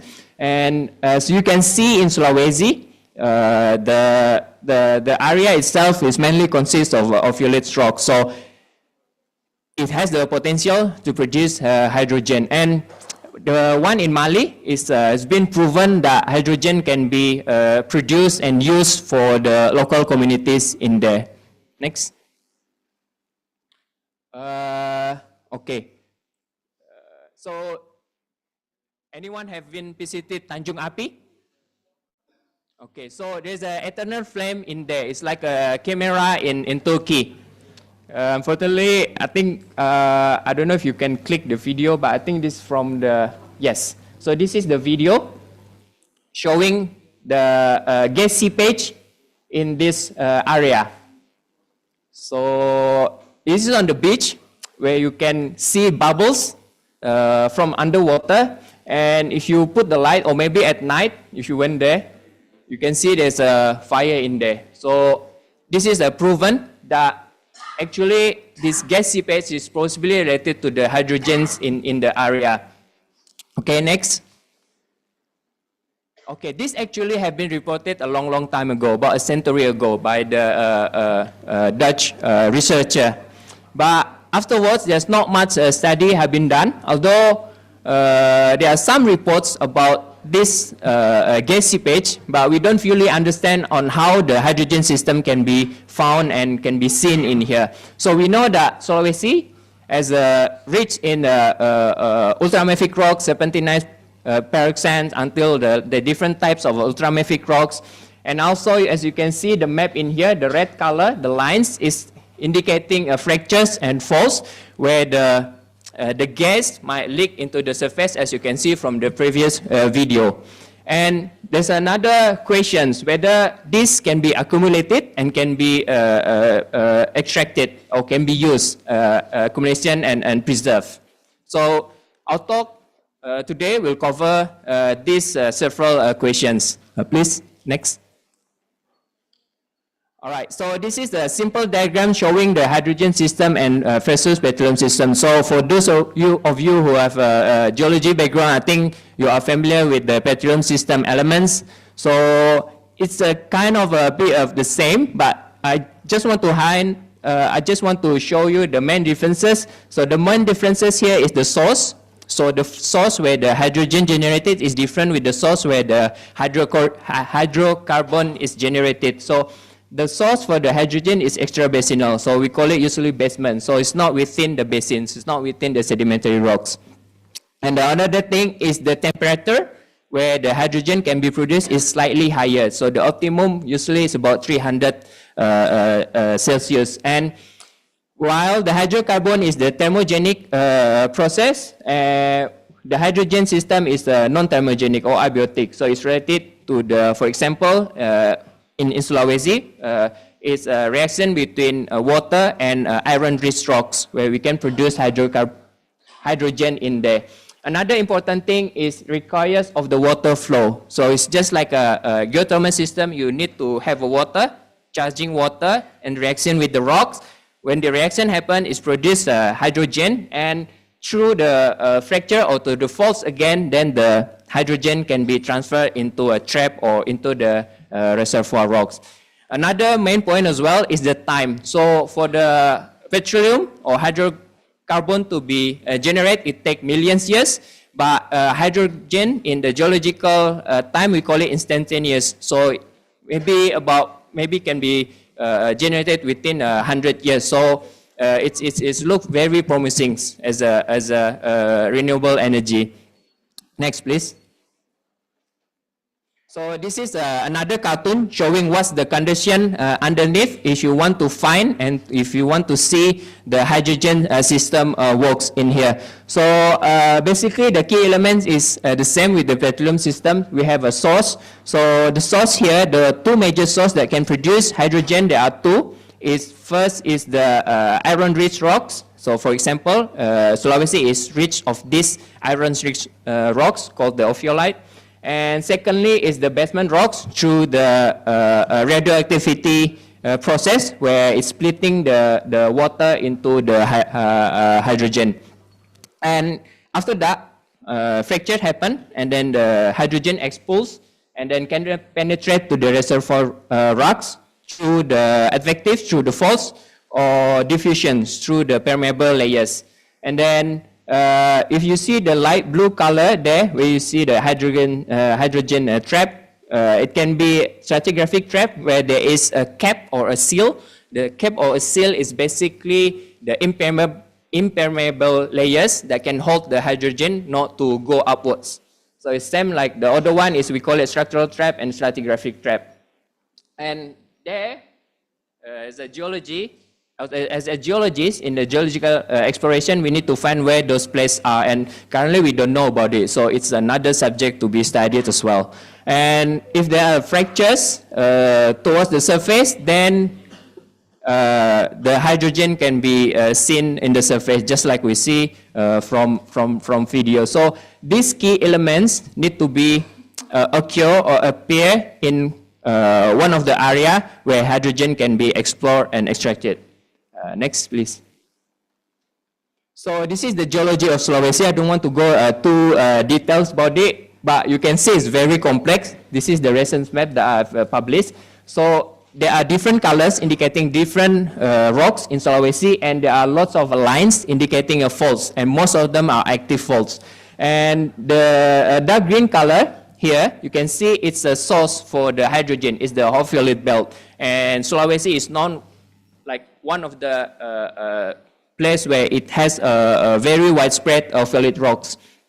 Active tectonics, like a faults, is good for migration, as I've mentioned before, where the water can discharge and then reaction can happen, and then hydrogen can go to the trap again.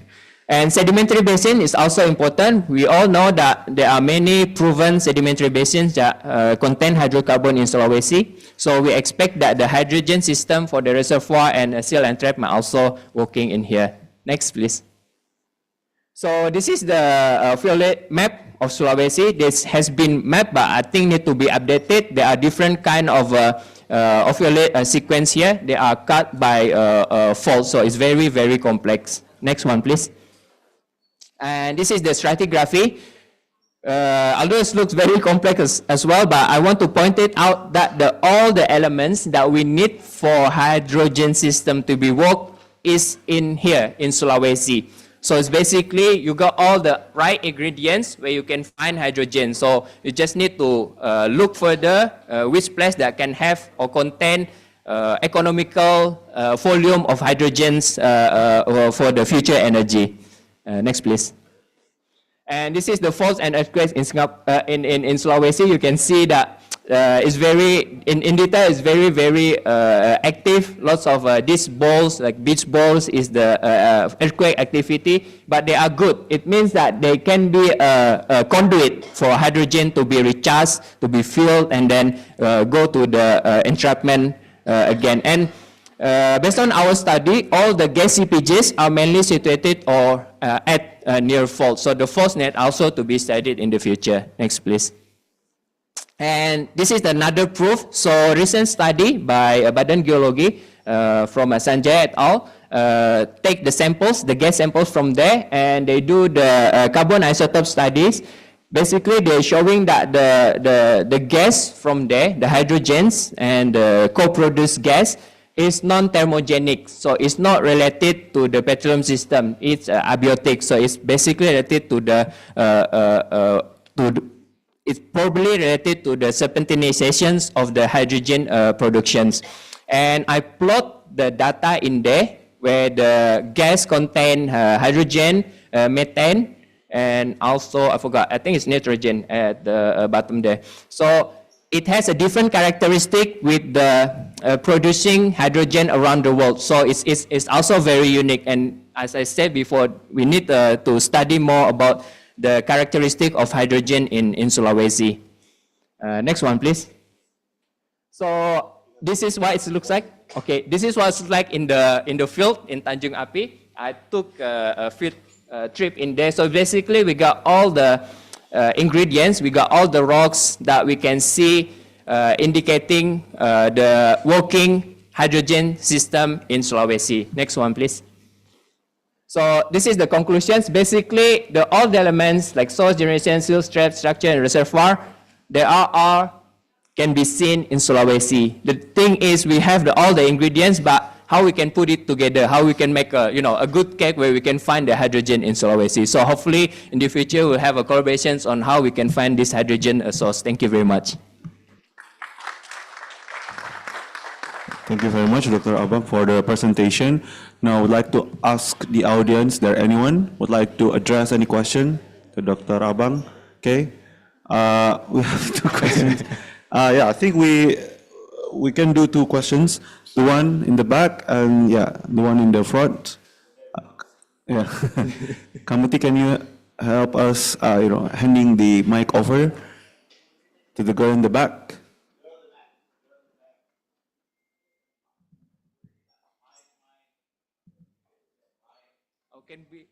Can go down and take the mic. Or no, the committee will just, because we need the mic so the audience in the Zoom can listen to the questions. Yeah.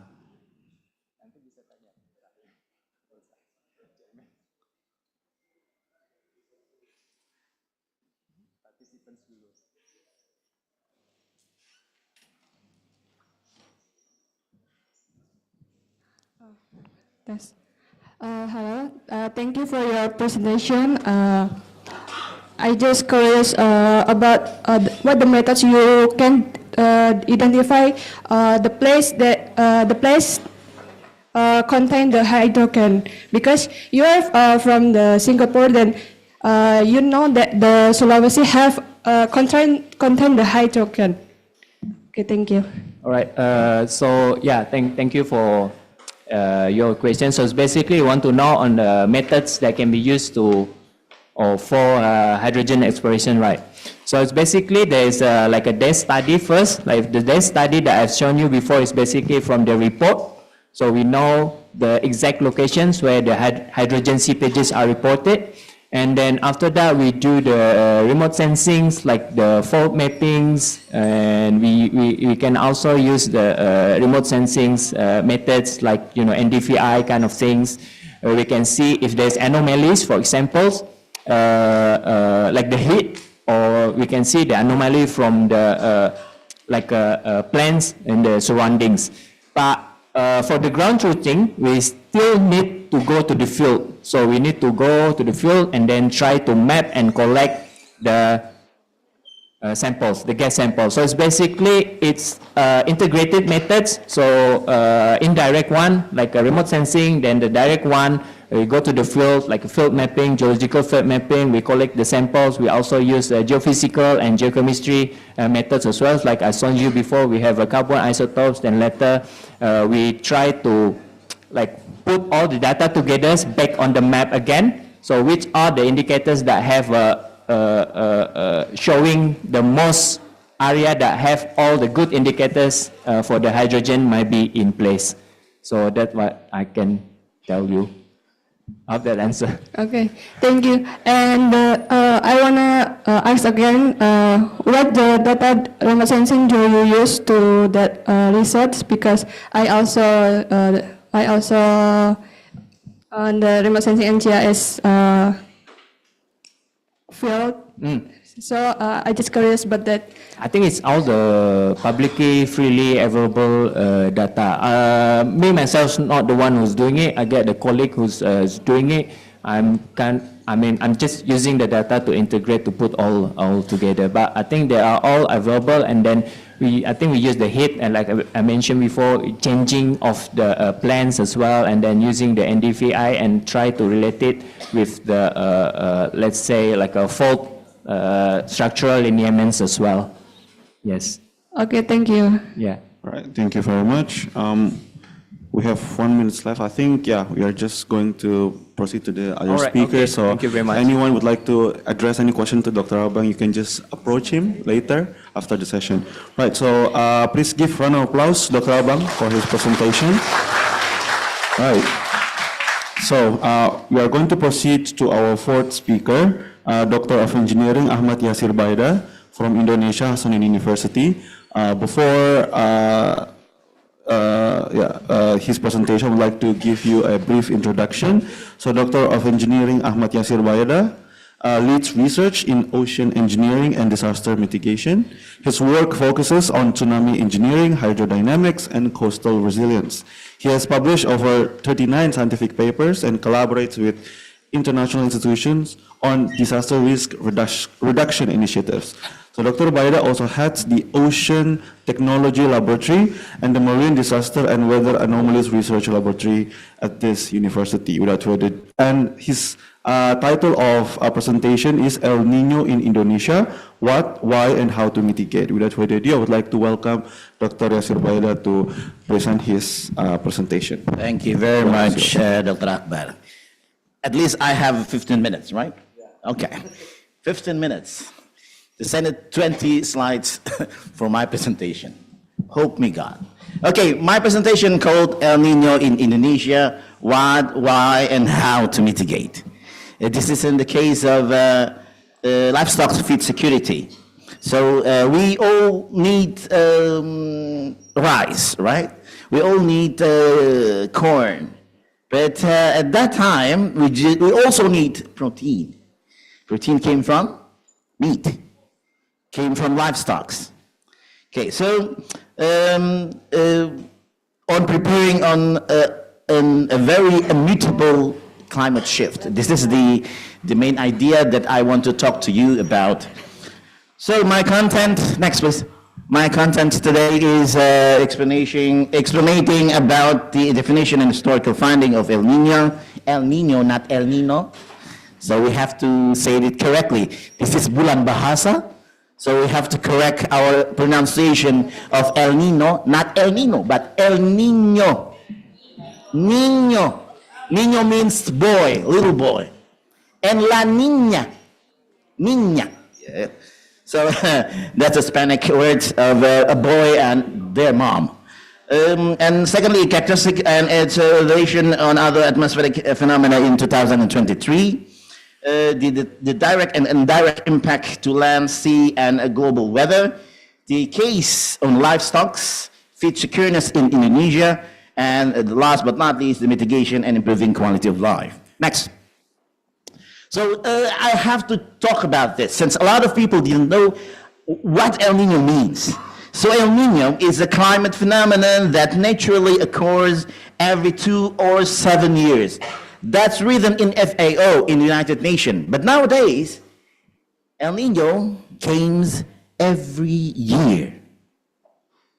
So we have to deal with it every year. What's an El Nino? El Nino is caused by a warming of sea surface temperature, an SST, we call it that, in the Pacific Ocean, in the southern part of the Pacific Ocean, from coast of Chile, Peru, going to the west, going to our land, going to Indonesia. That's why Indonesia is very important for this kind of circumstances. So typically, it can last a year. Typically, it can last a year. Bisa sampai setahun. But if it just becoming more and more intensively occurred every year, perhaps every year is El Nino. That's why we have to consider it the most important. We are making it a consideration of making the data in Nino Index 3.4. That's well known. And the average of SST anomaly is region in 5 degrees north and 5 degrees south, 120 west and 170 west, but including 0.65 degrees centigrade. So if it becomes higher than that, it will be staying that. That's why we call it emulate. Can I talk a little bit with Indonesia so people can understand? Okay, so kalau saja seandainya ini tinggal segitu, kita akan experiencing a changing.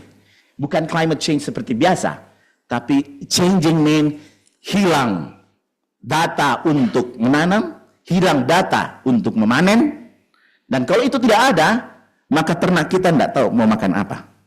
Karena ternak kita juga adalah memakan padi, batang padi, batang jagung dan seterusnya. Okay, next. Okay, so on June, previous. Can you make it previous?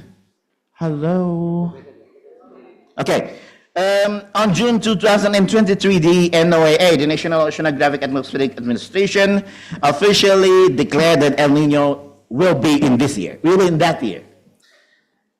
And yes, it will be in that year, but in really strange condition. Why? The El Nino came also with rain. It came also with rain. But as you know, El Nino bersejajar dengan kemarau. Tapi tidak, ternyata dia bersamaan datang dengan hujan. So, you can ask all of your friends back in Northern Hemisphere that experiencing 4 seasons, that in spring season, they also have rain. Extensive, well-known rain. So now we are changing. We are changing, become Northern Hemisphere. So the equator now are trending to go south. It's trending to go south. And it's not so good for us. Since we are not known about tropical cyclones, about storm surges, kita tidak punya pengalaman tentang itu. Sehingga ketika tiba-tiba terjadi, kita akan sangat-sangat ketakutan dengan itu. Next. Now, ini adalah cerita. This is the how can I say? A graphic explanation about how El Nino appears from the west, from the coast of Peru and Chile, going to the west, to us. Because Indonesia is a filter to the western part. See? Indonesia is a filter. So everything are stopped in Indonesia. So Kusplos man means batang padi ditancap jadi apa? Kolam susu di mana-mana. Itu sekarang tidak lagi bisa. Karena kita ternyata sebuah negara filter. Kitalah filternya. Okay? Next. Kira-kira begini El Nino. Jadi dia datang dari south menuju ke selatan, menuju ke barat, tinggal di sana kemudian kembali. Itu normal. That's a normal condition. But if the El Nino have an extensive thing, that it stay there. It stay in Indonesia. So all the rain, all the things also become, how we can say, saling memakan. Jadi rain akan dimakan oleh El Nino. Baru-baru saja sebulan lalu, teman kami, sahabat kami, mahasiswa kami di laboratorium mendapatkan bahwa Selat Makassar adalah salah satu, apa istilahnya? Upaya untuk mengeluarkan kita dari masalah itu. Karena ada 13% kemungkinan untuk bisa memperbaiki itu. Kita belum tahu bagaimana, tapi kita bisa ubah SST menjadi yang lebih bersahabat. Next. This is the answer phases. Kita bisa tahu, we all have known that El Nino will come, La Nina will come by these phases. Okay? Answers is El Nino Southern Oscillation. It becomes more clearly if we set in Nino index 3.4. Next. Next. Okay, this is Oni. There's one called Oni here? No? Oni is the very well known, have a nephew named Oni. So Oni is Oceanic Nino Index.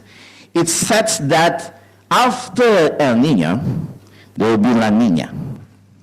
After La Nina will be normal, and then became El Nino again, and so on and so on.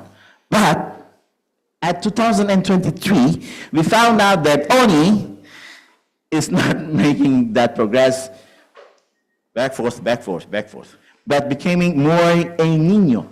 That's why another people in NOAA said that Indonesia will experiencing the gorilla El Nino, which are in November 2, January 2024, November 2023 to January 2024 is not came.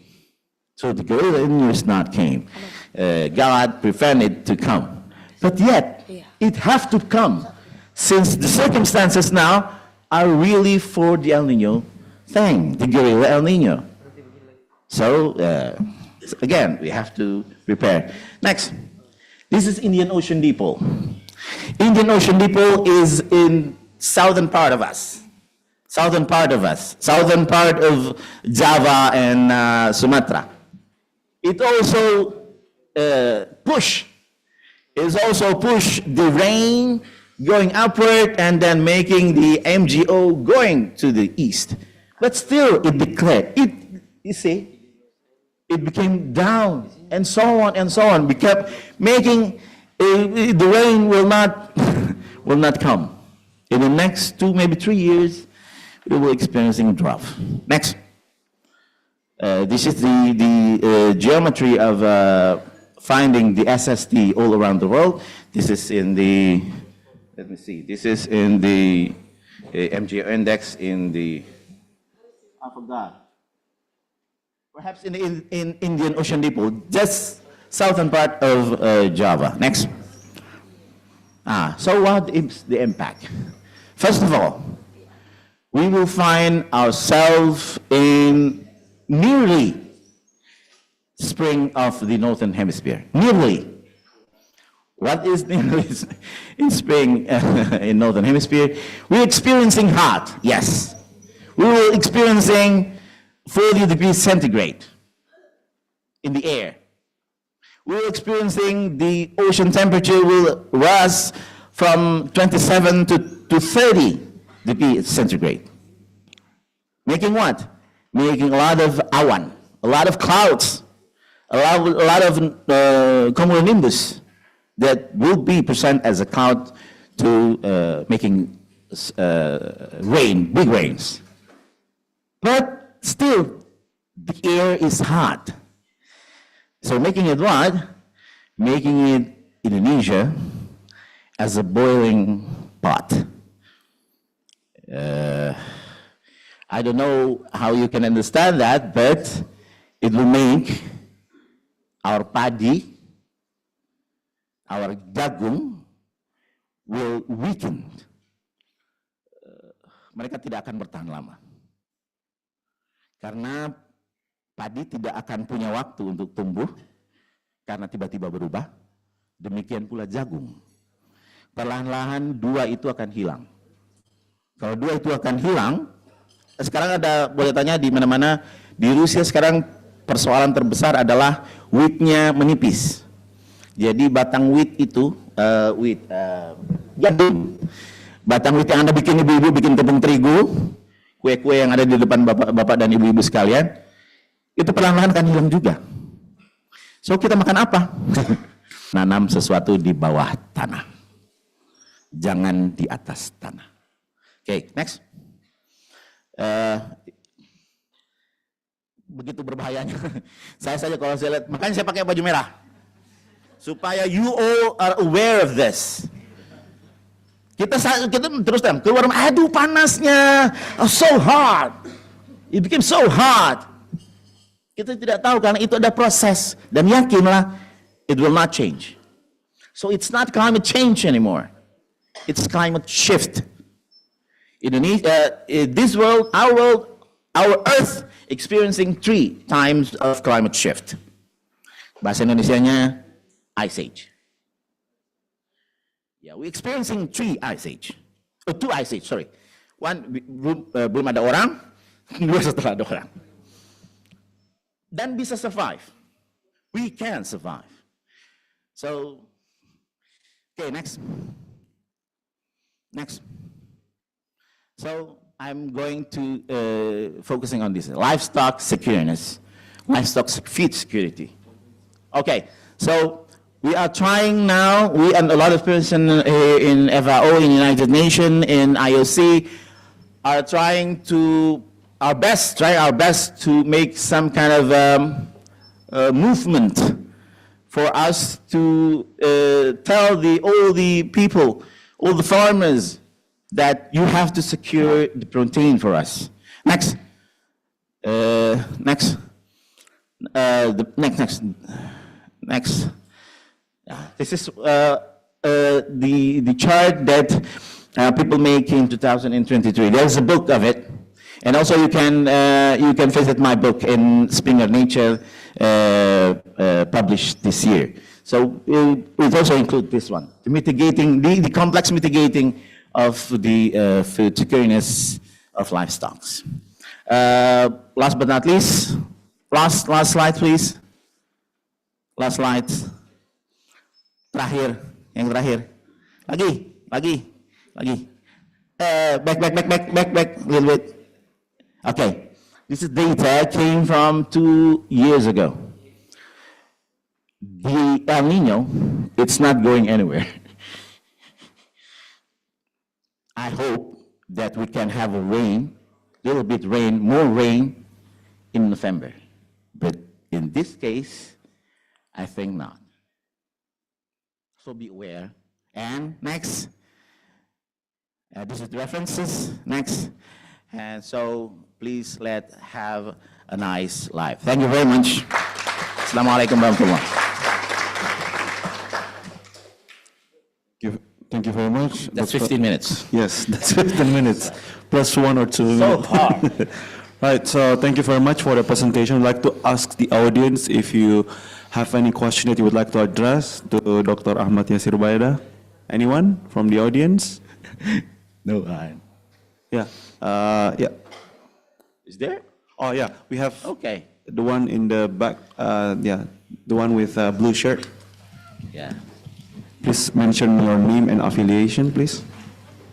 Okay, thanks for the opportunity. So my name is Yusril. I'm from Geological Department. Okay. So, excuse me, like Mr. Ahmad Yasir Baida mentioned before, that every year has El Nino. Nowadays. Yeah, nowadays. Okay, so one of the example of the impact of this El Nino is, like you say before, disturb in activity farming and like that. But in my study, that El Nino in reality give the more and very important impact for the prehistoric pain cave in Leang-Leang. So I think we have to focusing with this issue because prehistoric pain cave will important give us to know about the prehistoric activity because the prison is the key to the past, like that. So I think what you think about it, what your anticipation and mitigation for that, because not only in a scenic environment but in cave environment, and give the very crucial impact for that. Thank you. Thank you. Okay. One Because you have to consider that Liang Liang is a result of the secondary ice age, right? The second ice age. At that time, people are well known to make their makanan, memasak. Dia sudah tahu memasak. So it's very well known and well established, so people can survive at that time. Yeah, we can see banyak today di sana dan seterusnya. Apa bahasa Inggrisnya today? Shellfish. Yeah, shells over there. Yang akan datang, the next time as age came, we will not have that kind of a thing. We'll have a very nicely meal with maybe around with solar system and so on and so on. So you have to be worried about that. You have to be worried about what? You didn't have a meat in your plate. You will not have a meat in your plate. You will not have a rice in your plate. That you have to consider. You have to try to eat something besides that. That's why I forgot her name. She said that. Please consider that all of people in the world try to eat something below the ground. You mean what? You know what that means? Kita harus makan kentang, umbi-umbian. Karena itu yang akan survive. Yang lain tidak akan survive. Any question? Any more question? Yeah, I think we are just going to wrap up the session because it's time to move to the last speaker. Thank you very much. Okay, yeah, please give an applause to Dr. Ahmad Yasir Baira. So we are proceeding to our last invited speaker, but definitely not the least, Associate Professor Insinyur Dr. Shahabuddin Mat from Malaysia. So before he present his presentation, I would like to give you about the brief profile of our speaker. So Associate Professor Insinyur Dr. Shahabuddin Mat from University Teknologi Malaysia. He is an expert in low-speed aerodynamics and UAV systems. He leads UTM Aero Lab, focusing on delta wing vortex dynamics and wind tunnel testing. Dr. Shahabuddin has published extensively and supervised numerous postgraduate students. He's also a chartered engineer and has received several awards in his field. Without further ado, I would like to welcome Dr. Shahabuddin Mat to present his presentation. Assalamualaikum warahmatullahi wabarakatuh. Can everybody hear me? Yes, you are audible, yeah. Okay, so someone will present the slide for me, or I will do on my own slides. So yeah, please share your presentation because we don't have any operator here to help you or assist you to navigate your slides. Yeah, just share your slides, then you can just navigate by yourself. Okay.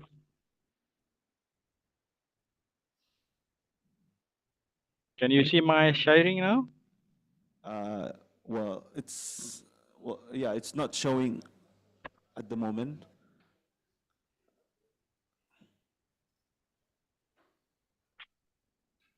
Come out. Haven't. Yeah, we haven't seen your slide being displayed.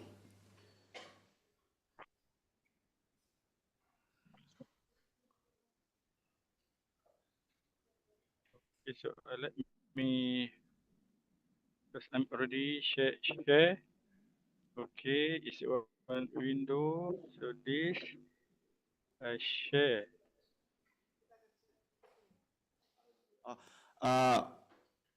Dr. Shahabuddin Mat, we will assist you to display the slide. So just tell us whenever you would like to move on with any slides that we are presenting. So we will have the operator displaying your slides. Terima kasih. Okay, Assalamualaikum warahmatullahi wabarakatuh, and very good morning to my colleague in Indonesia. Okay, thank you very much for inviting me to give a talk on my field. Okay, so that is my name. For the time being, I'm the director of the UTM Wind Tunnel. Okay, next. Next, please. Okay, this is the I will talk today on the UTM Wind Tunnel and development of delta wing research in my lab. Next. Okay.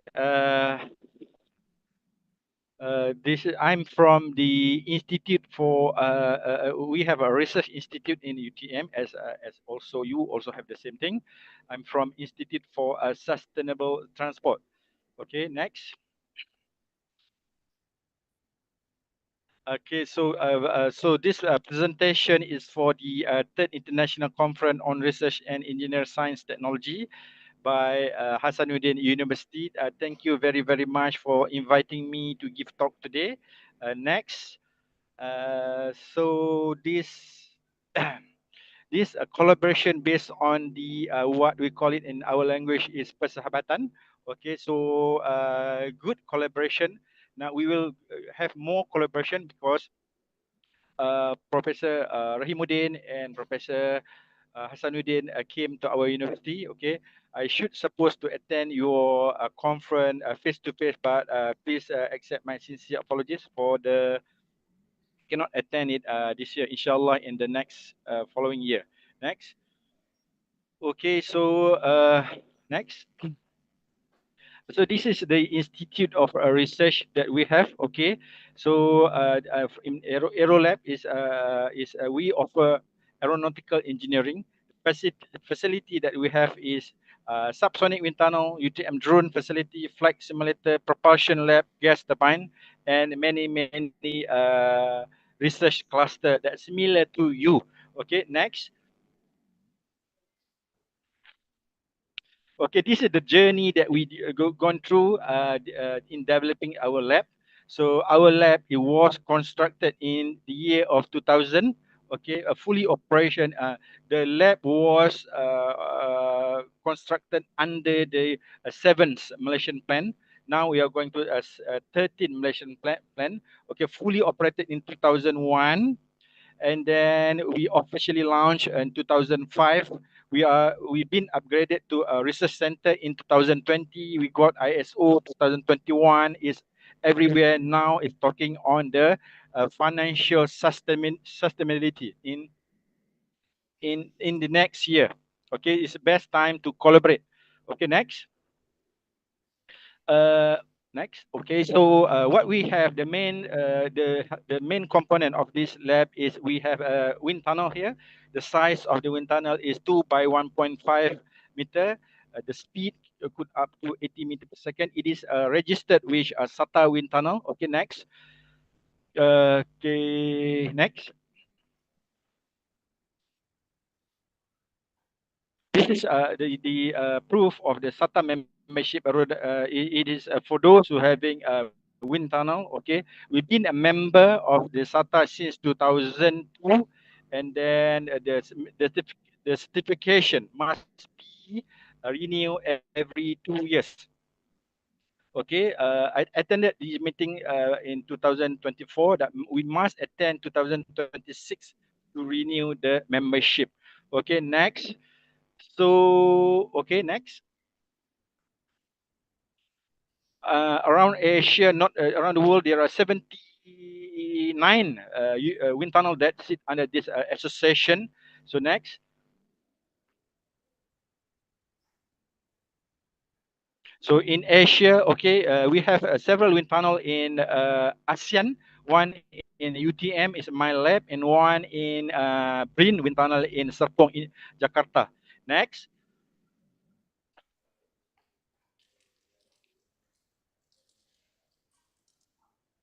Okay, next. So we have close collaboration with a local industry. So we're supporting our local industry in aircraft design, flight simulator, vehicle aerodynamics. We did perform the aerodynamics for Malaysian car for Proton and Modenas. and some of the other wind tunnel. Okay, next.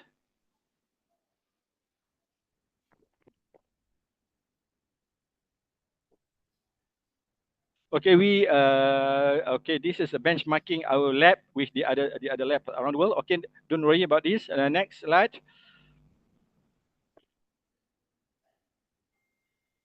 So our main business here is to give support to postgraduate and local industry, okay, and also collaboration with the another university around the world. Next. So we contract some of the example that we perform in our wind tunnel is the contract research for the drone. Okay, for the drone, we improve the stability of a VTOL drone produced by our local company. Okay, in Kuala Lumpur. Okay, next. Now, we perform also ship model testing for Malaysian shipping company. Next. Okay. Some of the previous signature project that we perform in our wind tunnel is we perform the testing for our local made drone, okay, a light aircraft, okay, and then a ship model testing, Malaysian local car company, oil gas testing, wind building, and helicopter research.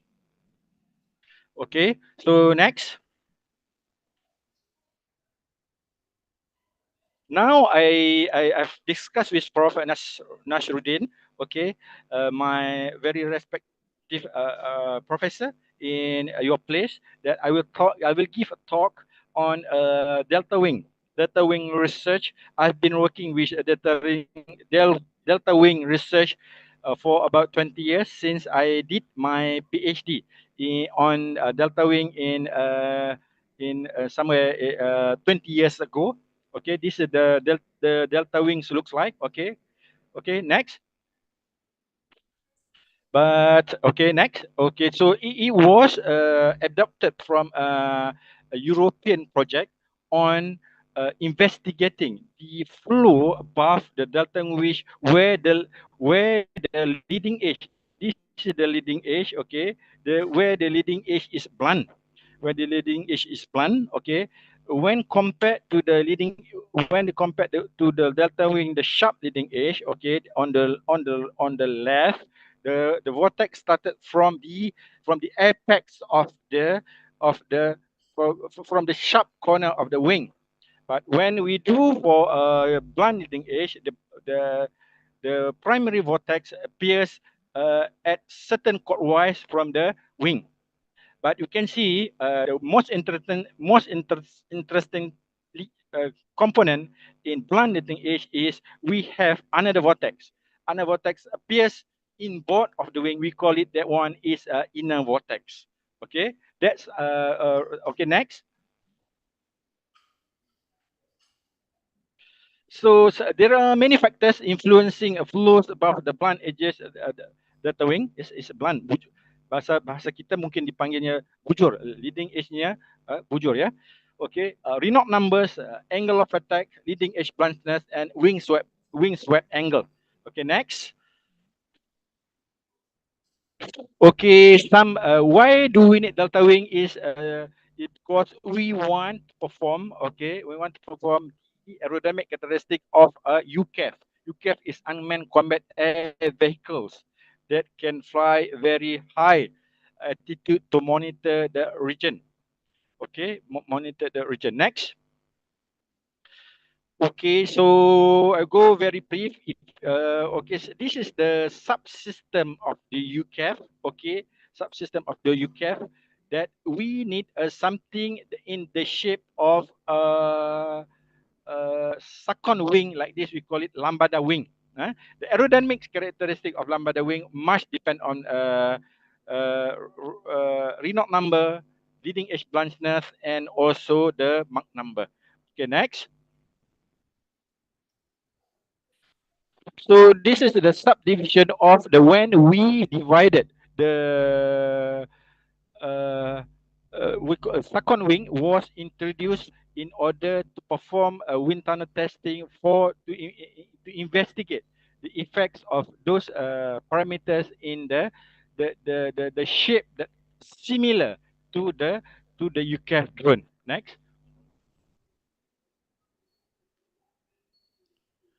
Dr. Shahbudin, you have Okay, 1 minute this is left. the simplest way for Dr. the diamond wing where you can see here for diamond wing also you can see, okay, the primary vortex appears in on the leading edge of the wing on the left, and then you have unstable flow appears in inboard of the wing that representing the inner vortex discussed earlier. Okay, next. Okay, the reason for them to develop Sakon and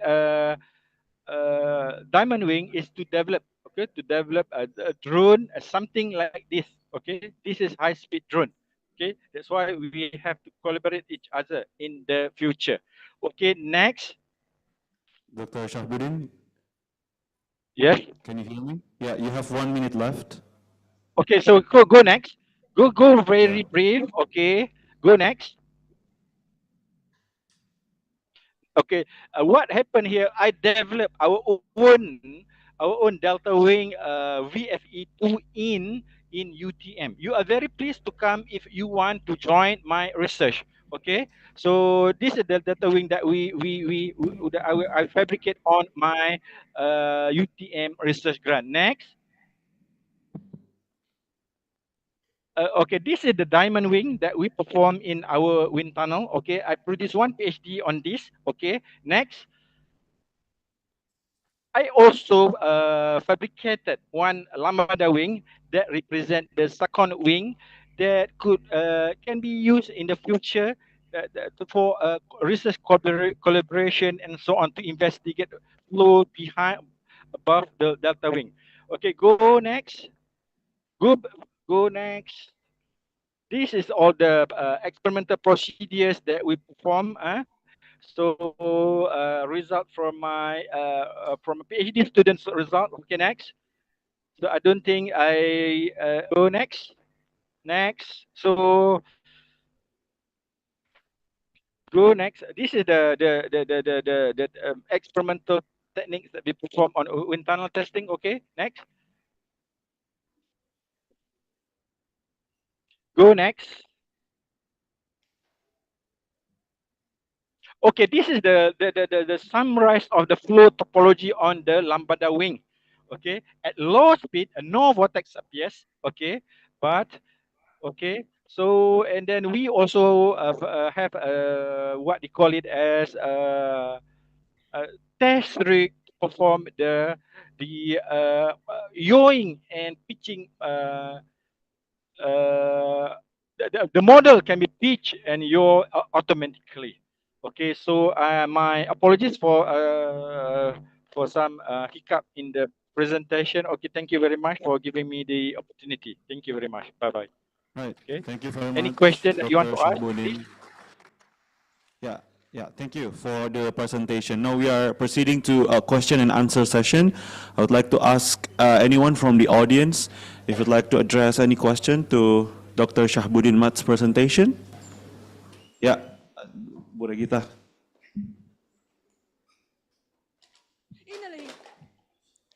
Thank you for the presentation. I have a question that I have experience to fly the UAV VTOL, and when the wind is high, the UAV is not stable, and even it's lost from the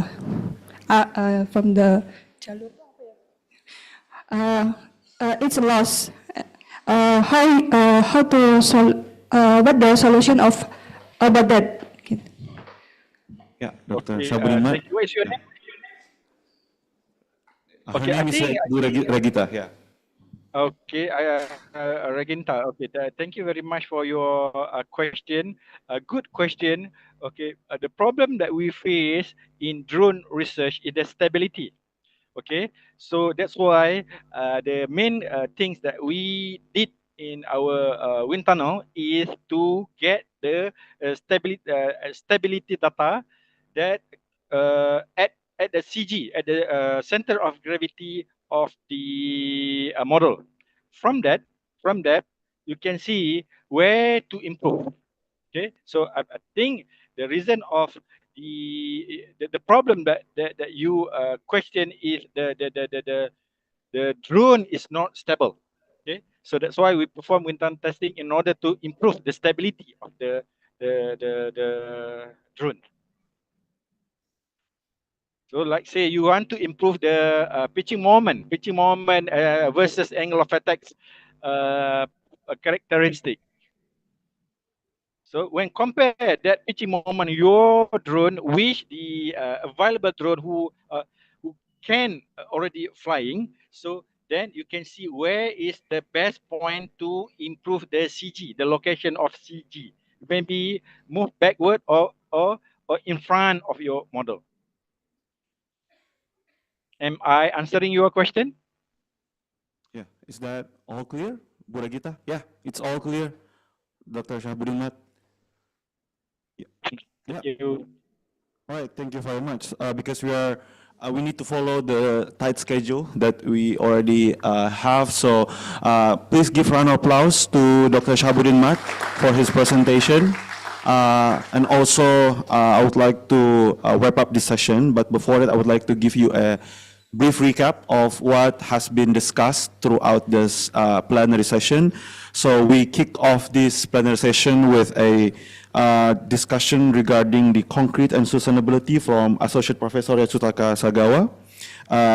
He discusses about what is the challenges and how the industry should move forward with their practices and how it matters in the context of sustainability. Our second speaker discusses about wastewater treatment and how it also matters in the context of sustainability. Our third speaker discussed about natural hydrogen as a potential source of energy.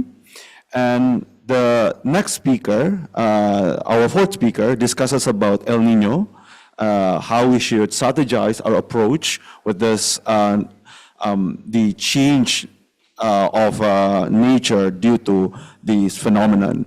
And our last speaker, Dr. Shahabudin Mat, discusses about sustainable transport and its design. So firstly, I would like to appreciate the time spared and knowledge shared throughout the conference to all invited speakers. They are definitely full of insights and a lot of important key takeaways that we can, take home and to think over when we get home. And definitely, it is important questions that we need to answer as a current generation of civilization. Anyone, if you have questions or any queries that you would like to address to invited speakers, feel free to approach them after this session. Feel free to exchange your contacts if necessary, because we definitely really encourage for audience to connect and have potential collaboration with our invited speakers. Secondly, I would like to express my gratitude to the committee for the smooth organization of this plenary session. And I think it's really, really smooth for this session to be run by everyone in the organizing committee. So as we are going to proceed with the parallel session, which we are going to start in probably a few minutes. So I would like to just wrap up this session. Thank you very much for everyone and have a nice conference. So thank you very much. Wassalamualaikum warahmatullahi wabarakatuh.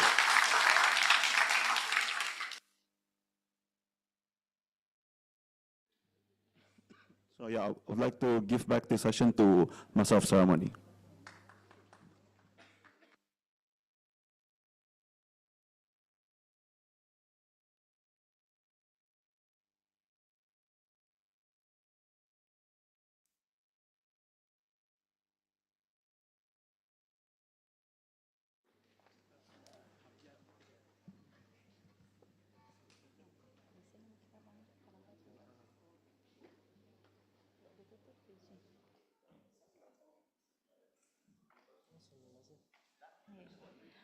Thank you to our speaker and moderator for presenting the insightful ideas about various issues that are happening in the world today.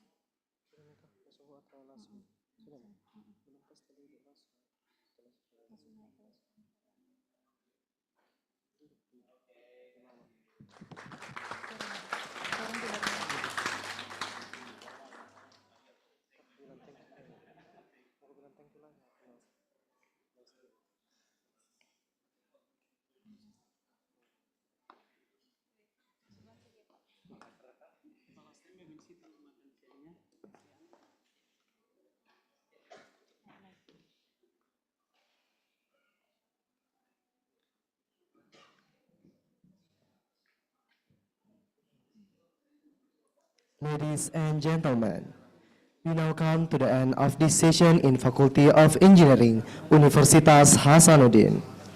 On behalf of this committee, we would like to extend once again our deepest appreciation for your support and participation in this event.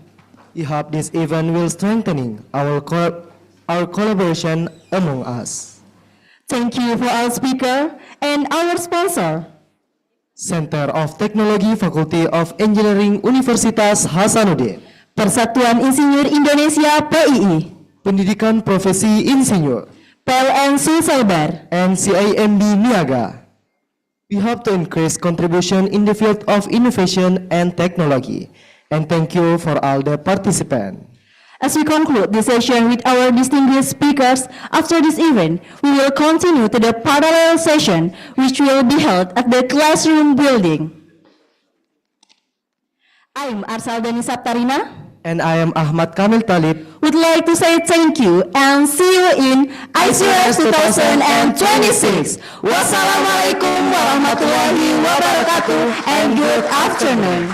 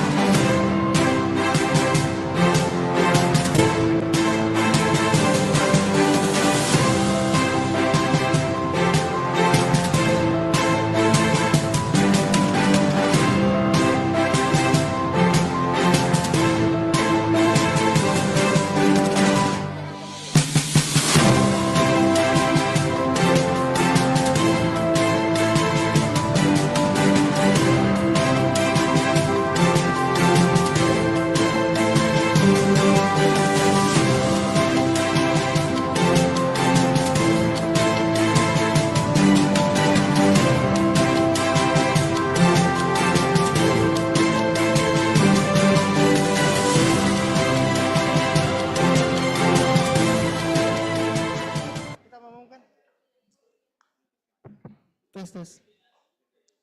Ya, Assalamualaikum warahmatullahi wabarakatuh.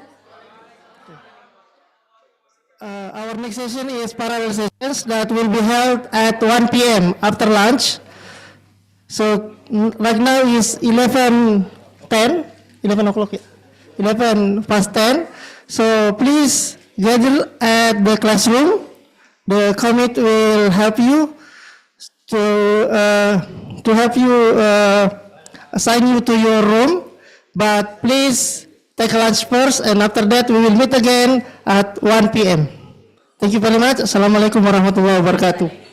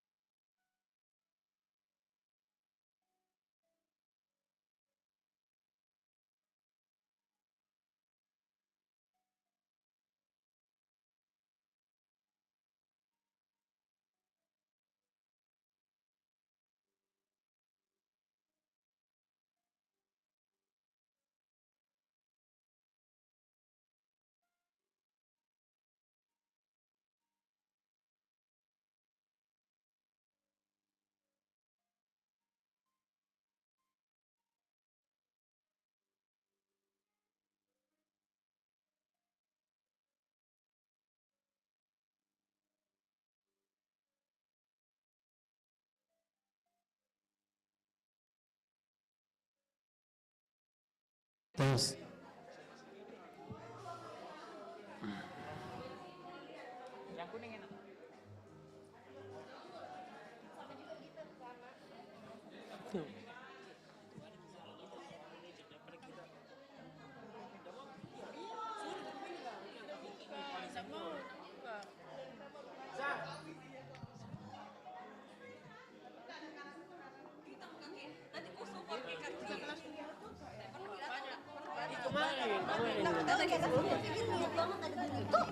Lebih sering kita datang bersama.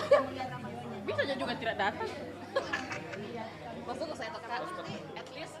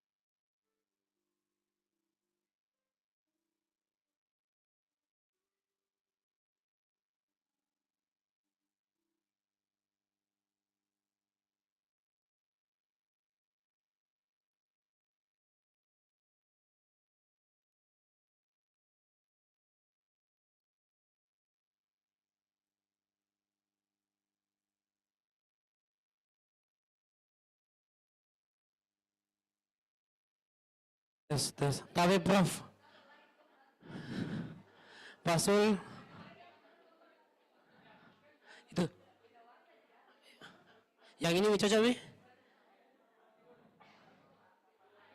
Pak Akbar.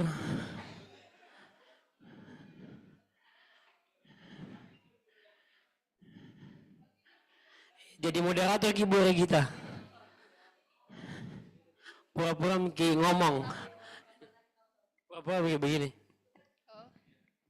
Pura-pura ngapain? Kok aku? Ini video apa? Oh.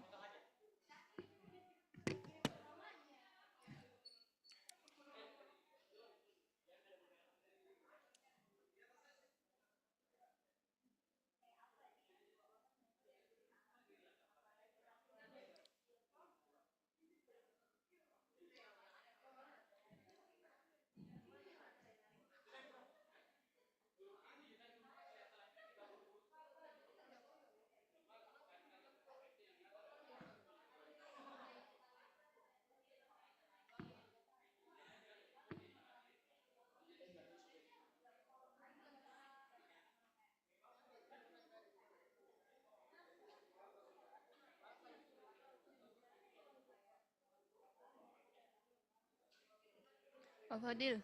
Pak Fadil.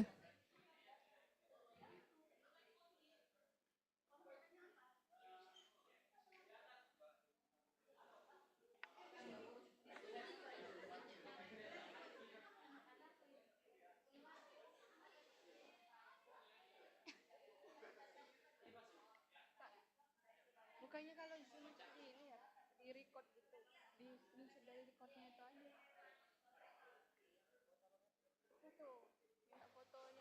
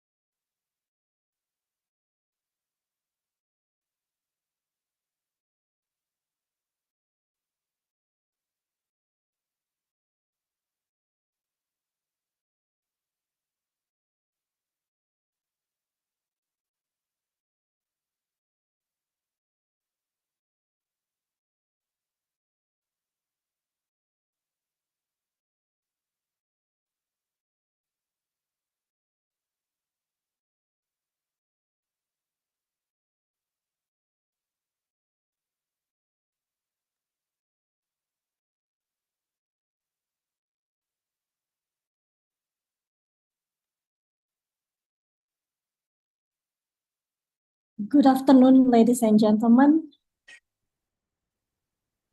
Good afternoon, Miss. Our conference is about to begin, so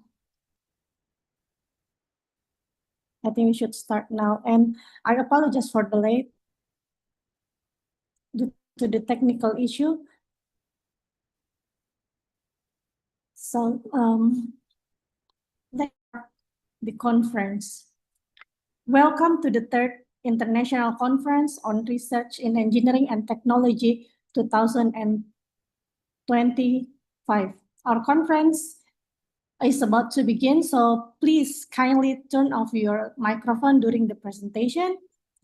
And I'm Andi Nadia Himaya, and I will be the moderator of today's conference. It will be an honor to be in this great agenda, meeting remarkable speakers, meeting a lot of wonderful people here, and welcome you all to this international conference on research in engineering and science technology with the topic of smart engineering innovation for mitigating disruption towards global sustainability. Before starting our conference, let me quickly go over today's agenda. We'll begin with a brief introduction of our speakers, followed by their presentation. It's about 10 minutes for each, and then we'll continue to the floor of question and discussion. It's about 3 minutes. So we can educate others after we educate ourselves and, of course, improve our knowledge. So for the first, allow me to introduce our distinguished speakers. Our first speaker is Mr. Rahmatullah, Mr. Rusdi, Mrs. Rosmariani Arifuddin. They will be presenting on implementation of fixed asset management system in supporting the asset performance of precast concrete industry company. Please welcome Mr. Rahmatullah to start the presentation. Thank you.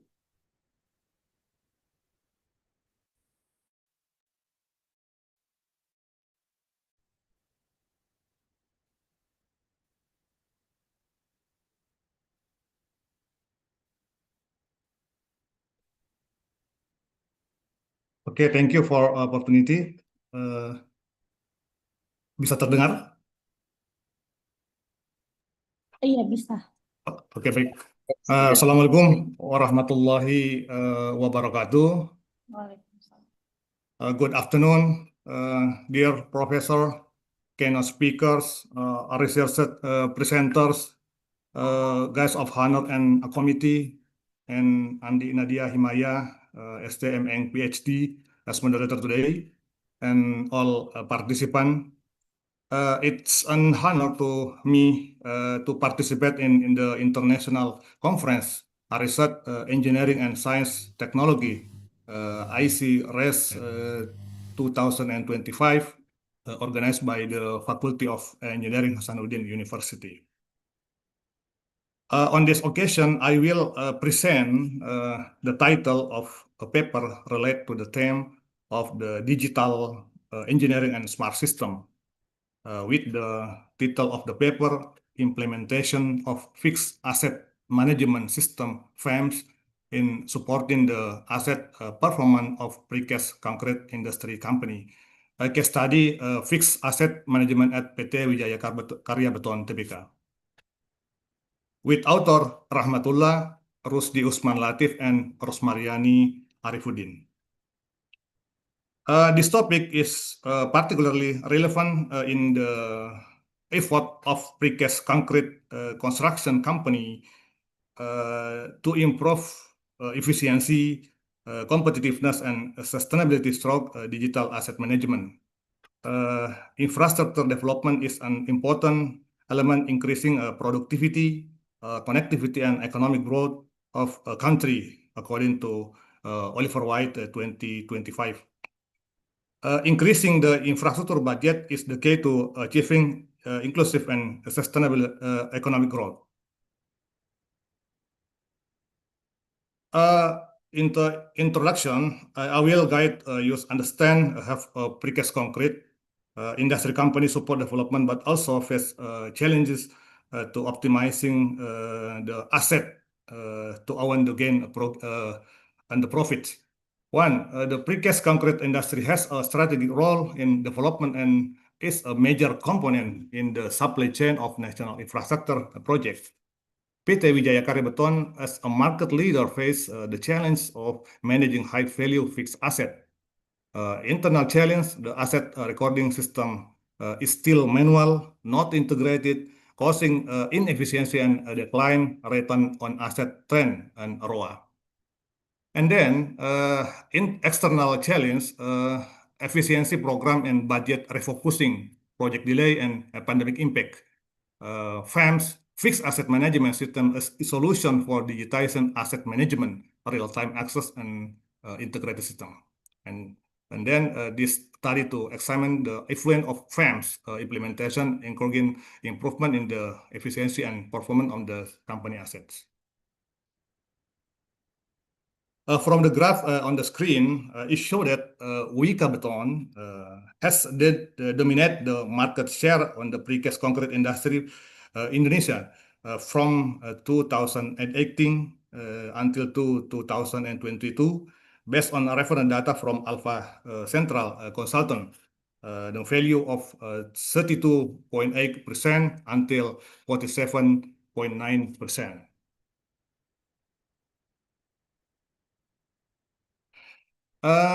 There is an interesting phenomenon in the asset performance achievement indicator, return on asset. Asset performance indicator has experienced a trend decline over the last 10 years. A similar company are growing significantly, although many are unable to survive due to incomplete feasibility studies and aspect of business competition. And then a precast concrete industry company require huge asset support, and the company asset have not been properly managed. Next, cause of the phenomenon. One, internal and external factor. The infrastructure sector is still an important element in building regional connectivity and driving economic growth. So business opportunity are still very open. Three, the company fixed asset have high depreciation costs and maintenance costs. And next, asset administration that's still a manual. Asset data is not real time, unqualified human resource and system that have not been integrated with each other.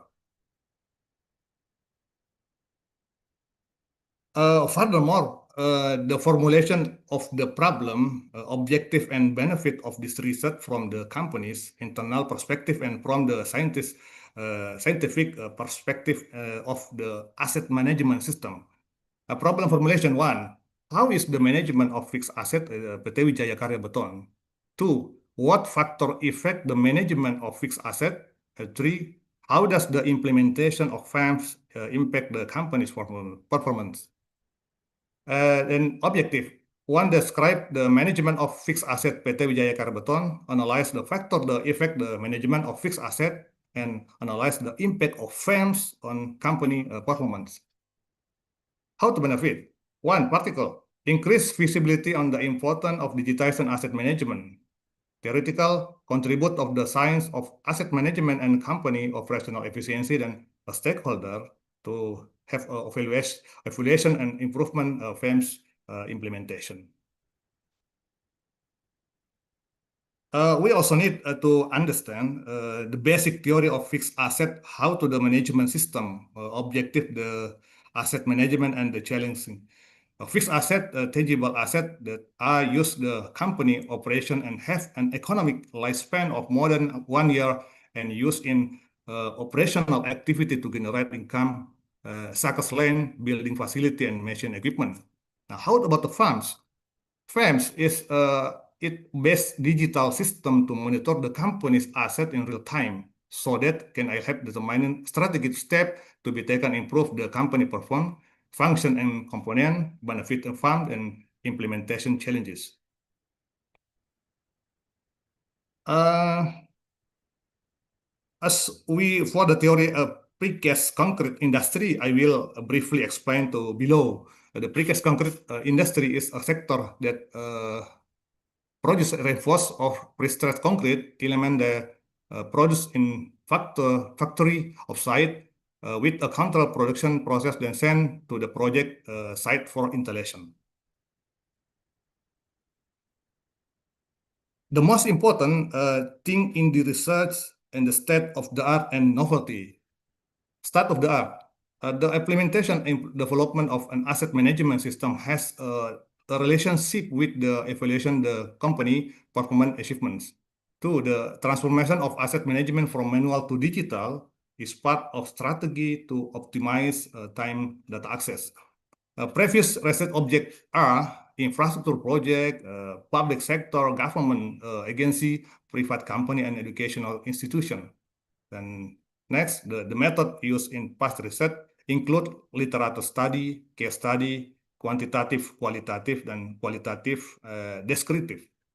Now, how to do novelty? One, research relate to the implementation of a fixed asset management system from manual to digital at PT Wijaya Karya Beton Tbk.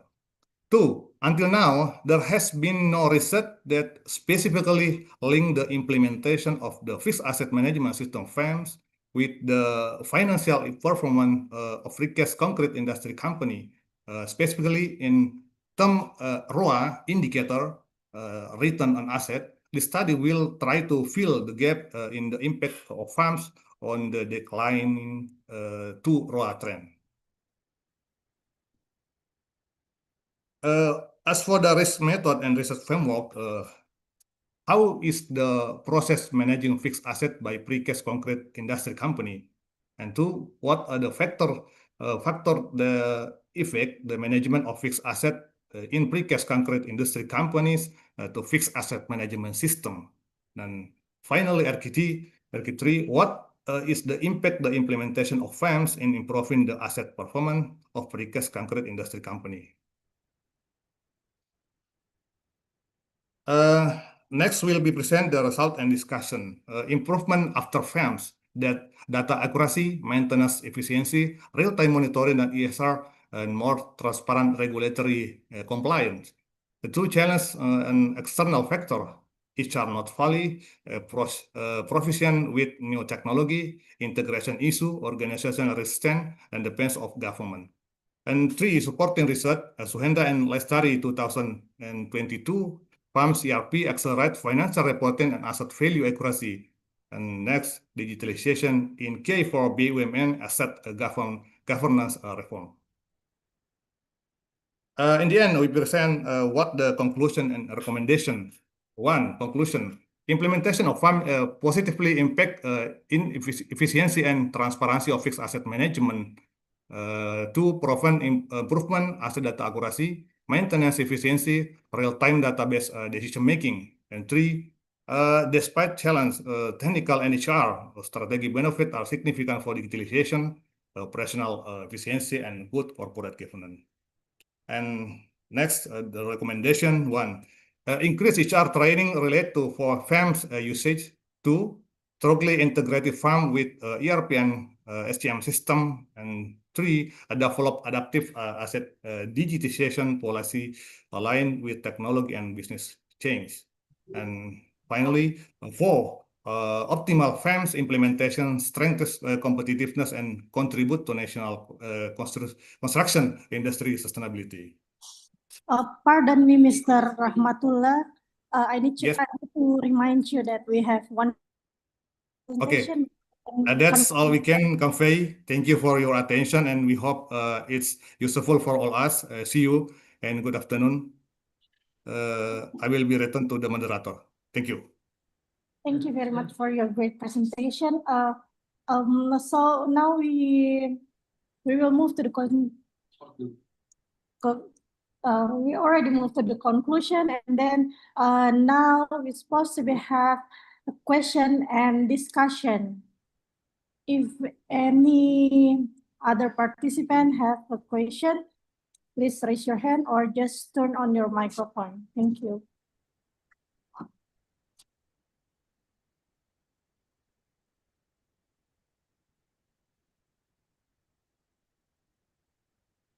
Anyone?